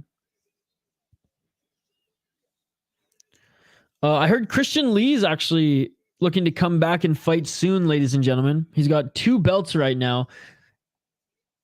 Angela Lee doesn't look as promising as Shotri did hint that she might retire, but Christian's doing a lot better. So shout out to the Lee family as well. I think the youngest brother just got his brown belt. I think he's wrestling and pro boxing in Hawaii is the youngest brother. Anyways, main event of the evening coming up here next, ladies and gentlemen. We will highlight it in a moment. Just want to give a big shout out to everyone who's been joining us throughout this morning stream. One more fight on the card. Then I actually have a work meeting after this. They might even be watching right now. If they are, can't wait to be hired by you. No, I got a work meeting, potential, knock on wood, getting a new client who I'll be like running their YouTube channel and doing like social media posts and things like that. Behind the scenes work for a podcast. So knock on wood they hire me. If they do, I'll give them some love on the next live stream. But yeah, I got a meeting between in like an hour and a half or so, and then I have some editing to do to bring you guys some more content on the channel. So before the one fight night stream here tonight. There will be a few pieces of content for you guys on the channel, so stay tuned for that. All right, Nakrob against Petputhai. What is up, West Coast, West Coast, West Coast? What's going on, buddy? It's good to see you. Doubleheader, one championship today. It's a good day, West Coast. It's a good day. All right, Nakrob, Fairtex. Let's see if there's anything on him. There's not anything on him on Wikipedia, but he's 24 years old. He is riding a 3-fight win streak in 1 Friday fights. He fought in 1 Friday fights 2, 9, and 15. Unanimous decision in his first fight against Sherzad Kabutov. He then knocked out Chen Jiayi in 1 Friday fights 9 in the second round, and then went to a unanimous decision with Flyweight Chorwimolson at 1 Friday fights 15. So 2 unanimous decisions, 1 KO TKO in his 3 fights in 1 fight night is Nakrob Fairtex, looking to make that 4 fights in a row in this next one, up against the highly touted and very dangerous fighter Petputhai.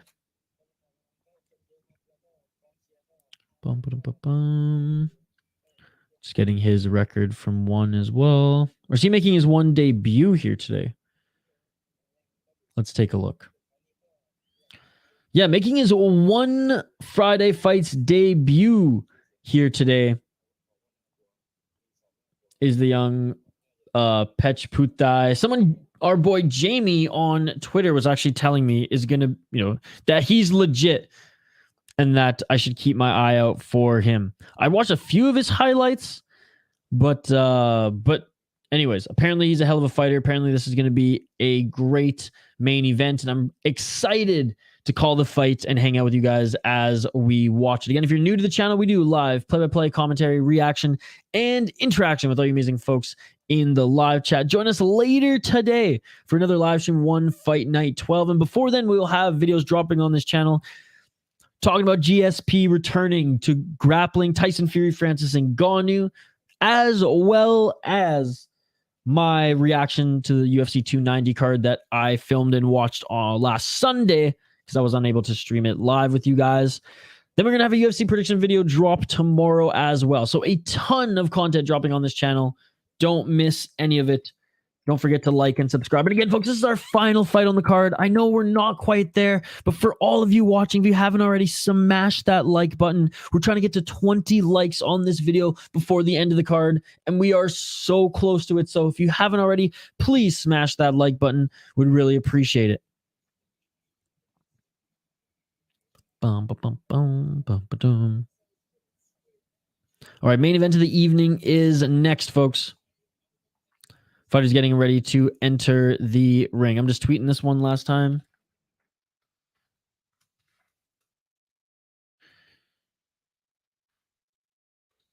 And so far, the judging has been as we predicted. If it's a split decision and there's not a tie fighter in the mat or in the matchup, the tie fighter will win. In one case, I think the tie fighter deserved it. In the other case, I think the Aussie deserved it. But it is what it is.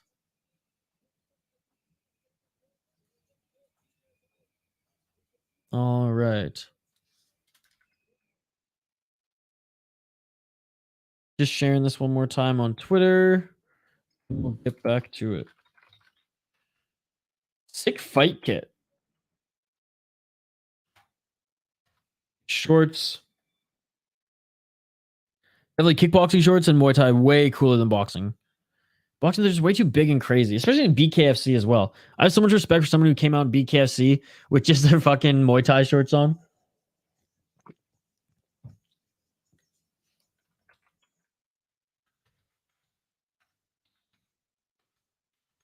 All right, and Fairtex making his walkout now. All right. If you want to follow me on Twitter, by the way, that is the social media platform that I am most active on. You can find me there at VI Sports Talk.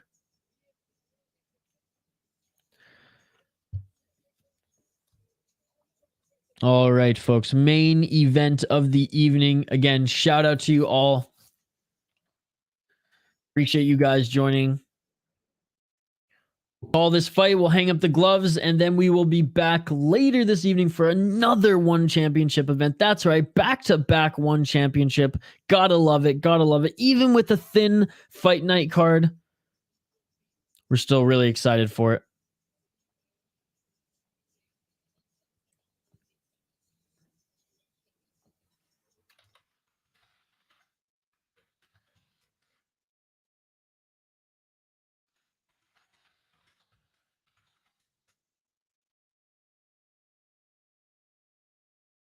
All right.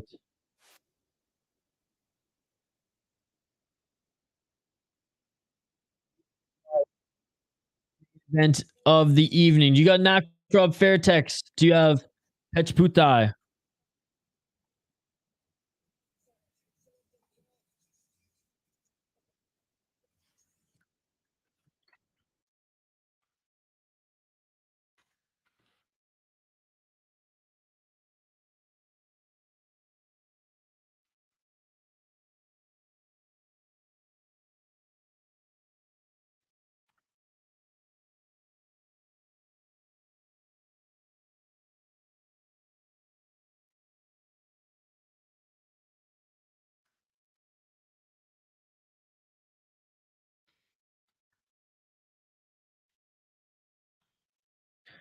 All right. I just was joining Rush Hour Fights stream there. I was giving my quick prediction to him. I encourage your guys' prediction here as well. Nakrob Fairtex, Petputhai.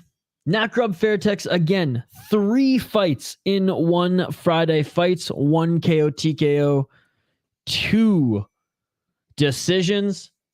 Petputhai making his one championship debut.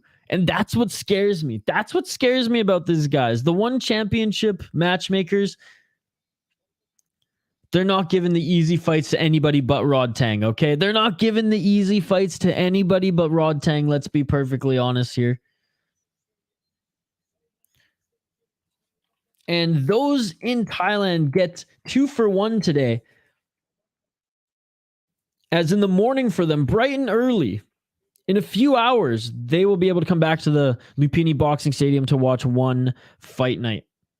Again, a big shout out to Rush Hour, MMA, and Stamp. Yeah, I mean, I wouldn't say that she gets as many cans as Rodtang. I would say that the women in her division is just not as deep.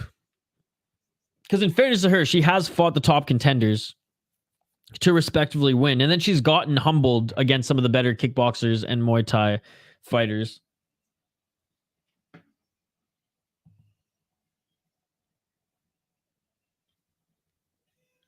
All right, fighters being announced now, ladies and gentlemen. Again, appreciate every single one of you who are joining. We do live play-by-play commentary, reaction, and interaction with all you amazing folks in the live chat. Petputhai, he has a record of 65 or 85 wins, 14 losses. 85 wins, 14 losses. I am going with Petputhai. I want to pronounce his name perfectly. Petputhai, ladies and gentlemen. I'm locking that in. As talented as Nakrob Fairtex is, 85 wins, ladies and gentlemen. My goodness. 62 wins, 20 losses for Nakrob Fairtex. He is an absolute beast, though, and he's got a hell of a chin. But I'm going with the newcomer in 1. I'm going with Petputhai, locking it in. Let me know your thoughts in the live chat. Let me know who you're locking in as well. Never fought Anissa Meksen, the GOAT of women's kickboxing. She's got to fight her next. Didn't Anissa pull out? Didn't Anissa pull out of their last fight together? I'm pretty sure she did. And then signed in the PFL? I'm very confused. But I don't think that was one's fault. I think they did book that fight. Round Let's one. get it on! Let's get it on. Live play-by-play, commentary, reaction, and interaction with all you amazing folks in the live chat. And here we go. Nakrob, Petputhai. Outside low kick by Petputhai. Petputhai, they're both in the black trunks. Petputhai in the blue corner. Nakrob in the red. Both of them exchanging leg kicks here. Inside low kick by Nakrob. High kick attempt by Petputhai. They each land a right.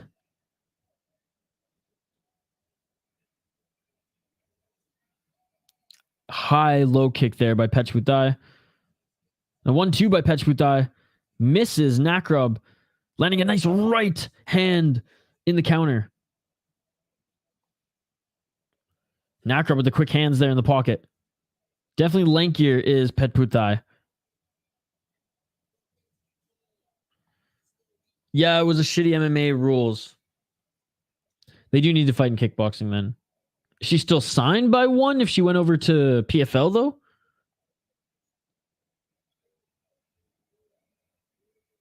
One minute and 51 seconds. Nice left hook there by Petputhai.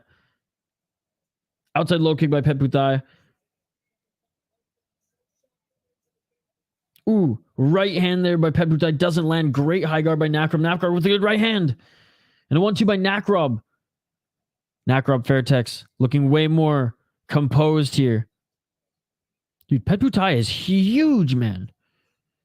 Right hand there by Petputhai. Looking to try to fight the hands of Nakrob there as he can't get many of his shots in through the guard.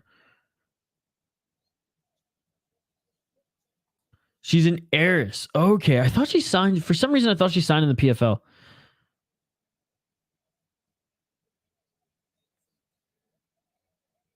One minute. Oh, yeah, it was some custom rules, wasn't it? The rules were weird. It was to get a win. It had to be a finish or something like that. Yeah, they were weird rules like that.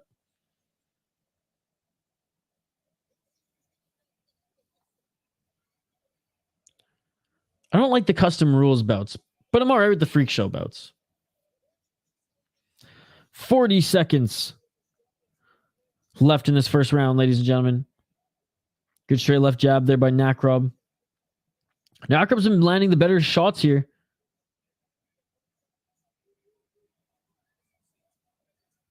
Left hand by Petputhai. Petputhai's just got to gauge the distance a little better. Nice right hand by Nakrob. And a left by Nakrob. A right by Nakrob. Nakrob's landed some hard shots there in Petputhai. 15 seconds left in this first round. If you couldn't choose a winner in this first round, up until that point, you know who it is now, as Nakrob landed a beautiful, beautiful flurry of shots. And a nice body shot to end it. Nakrob winning that first round quite handedly, in my opinion, especially the way he ended it there. 2 rounds to go.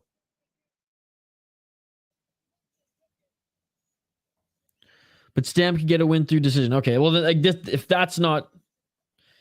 I guess if that's not protecting a fighter, I don't know what is. But I mean, honestly, they got to with her. Because she's popular, I mean, in the United States as well. I mean, I'm crushing on Stamp Fairtex. Nice left hook there. Yeah, just so many better shots from Nakrob. Speaking of Fairtex.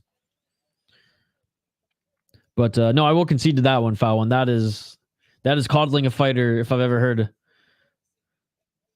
If I've ever heard of it, that is a textbook example there.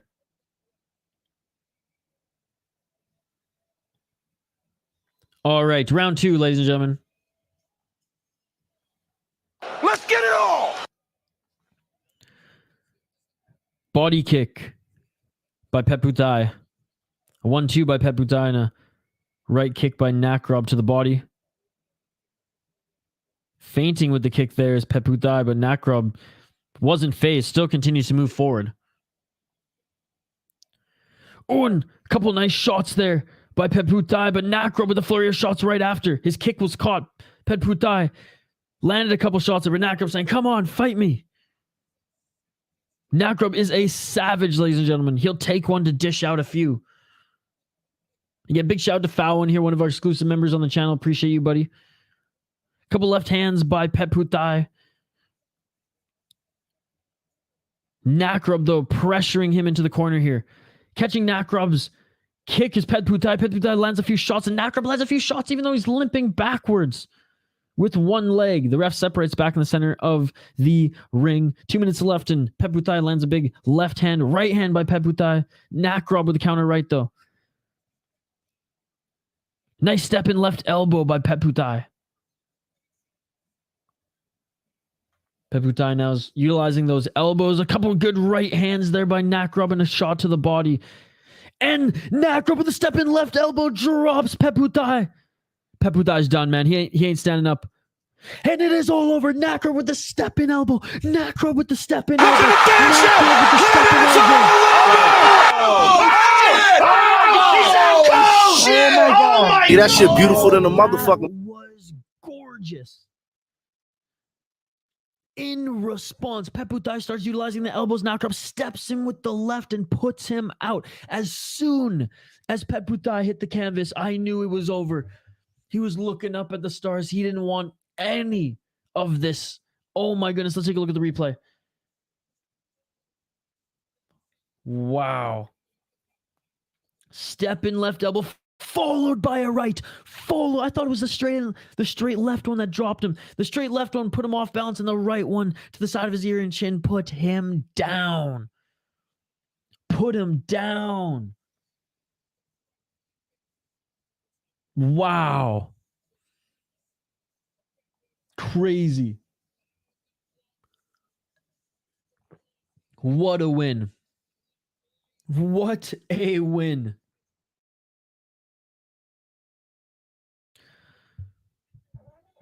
Wow, I did not pick well on this one. I did not pick well on this one, but that's okay because the card freaking delivered, ladies and gentlemen. 18 likes, folks. We are so close to our like goal of 20 likes. We need 2 more likes. Smash that like button, ladies and gentlemen. We need 2 more likes. Please like this video if you haven't already. We are so close to our like goal of 20 likes.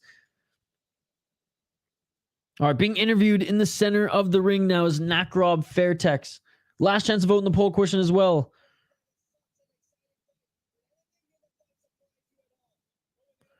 Are being asked, did anything in the fight surprise you at all? He didn't want any more. Kind of looked like he took a dive. I don't know, in real time, again, I thought that step in left was enough, but that right one on the ear, too, is just... I mean, he might have. Like, I don't want to take anything away from Nakrob's shots. I think he landed 2 really, really good elbows. But definitely Petputhai... Put it this way, Petputhai probably could have taken a little bit more. Didn't want any more. So that's 4 victories for Nakrob Fairtex. 2 KO TKOs, 2 unanimous decisions. Very enthusiastic is Nakrob Fairtex. 19 likes, folks. We are so close. Smash that like button. I know there's only a few of you here. If you haven't already smashed that like button, let's get to our like goal of 20 likes before we end this stream. 350,000 baht. Let's go, ladies and gentlemen. Chatpichit. What a beautiful knockout that was. What a beautiful knockout that was. Again, very enthusiastic, very enthusiastic. 1 more like, folks. That's all we need. We need 1 more like on the video to hit our like goal. If you haven't already, smash that like button. Smash that like button. Let's get to 20 likes. We usually don't have a huge crowd for these one Friday fight morning cards, but it was a fun crowd nonetheless. Appreciate every single one of you.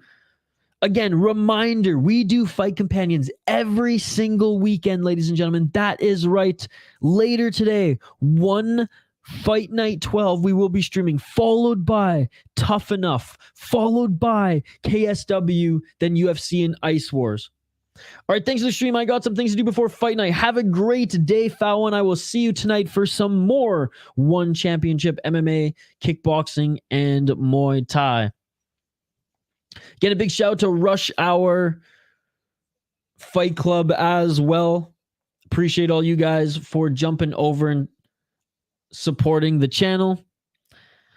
Big shout out to our exclusive members, Foul One. Shout out to our friend West Coast, JC, Phony Turgeson, Jacob loves THP and Jack Eagles' biggest fan. Adebayo, one of our exclusive members, Benjamin. Shout out to you, Benjamin. Special shout out to Benjamin being an exclusive member. Jay Herbo joined us as well. Crippled Ham, Living with H. Diego. Shout out to all of you guys. Appreciate you. Gravedigger Jones, Rush Hour Fight Club. Again, shout out to you, sir, for joining. Michael Jordan, appreciate you. Gravedigger Jones, one of our exclusive members as well. A special shout out to him. Again, not a huge crowd, but a fun crowd nonetheless. Don't forget, folks, in about 7 hours' time, we will be streaming one Fight Night 12 Superlek versus Khalilov. Join us for that. Like and subscribe. Be on the lookout for videos that will be dropping on this channel the rest of the day, and be on the lookout for our UFC predictions video that will drop tomorrow morning. That's it for me. Talk to you in a few hours. Like and subscribe, and I will see you on the next one. Have a great day, ladies and gentlemen. Happy Friday. Let's party. Let's crack a cold one. Let's hang out for the next one championship. 2 for 1, back to back, however you want to put it. One Friday fights, 25 Nakrob versus Petputhai is in the books, but that's not it for one championship here today, ladies and gentlemen. See you later tonight in 7 hours' time for one Fight Night back in Bangkok. Have a great day, ladies and gentlemen. Happy Friday. I will see you very, very soon. Like and subscribe. We'll see you tonight. Yeah.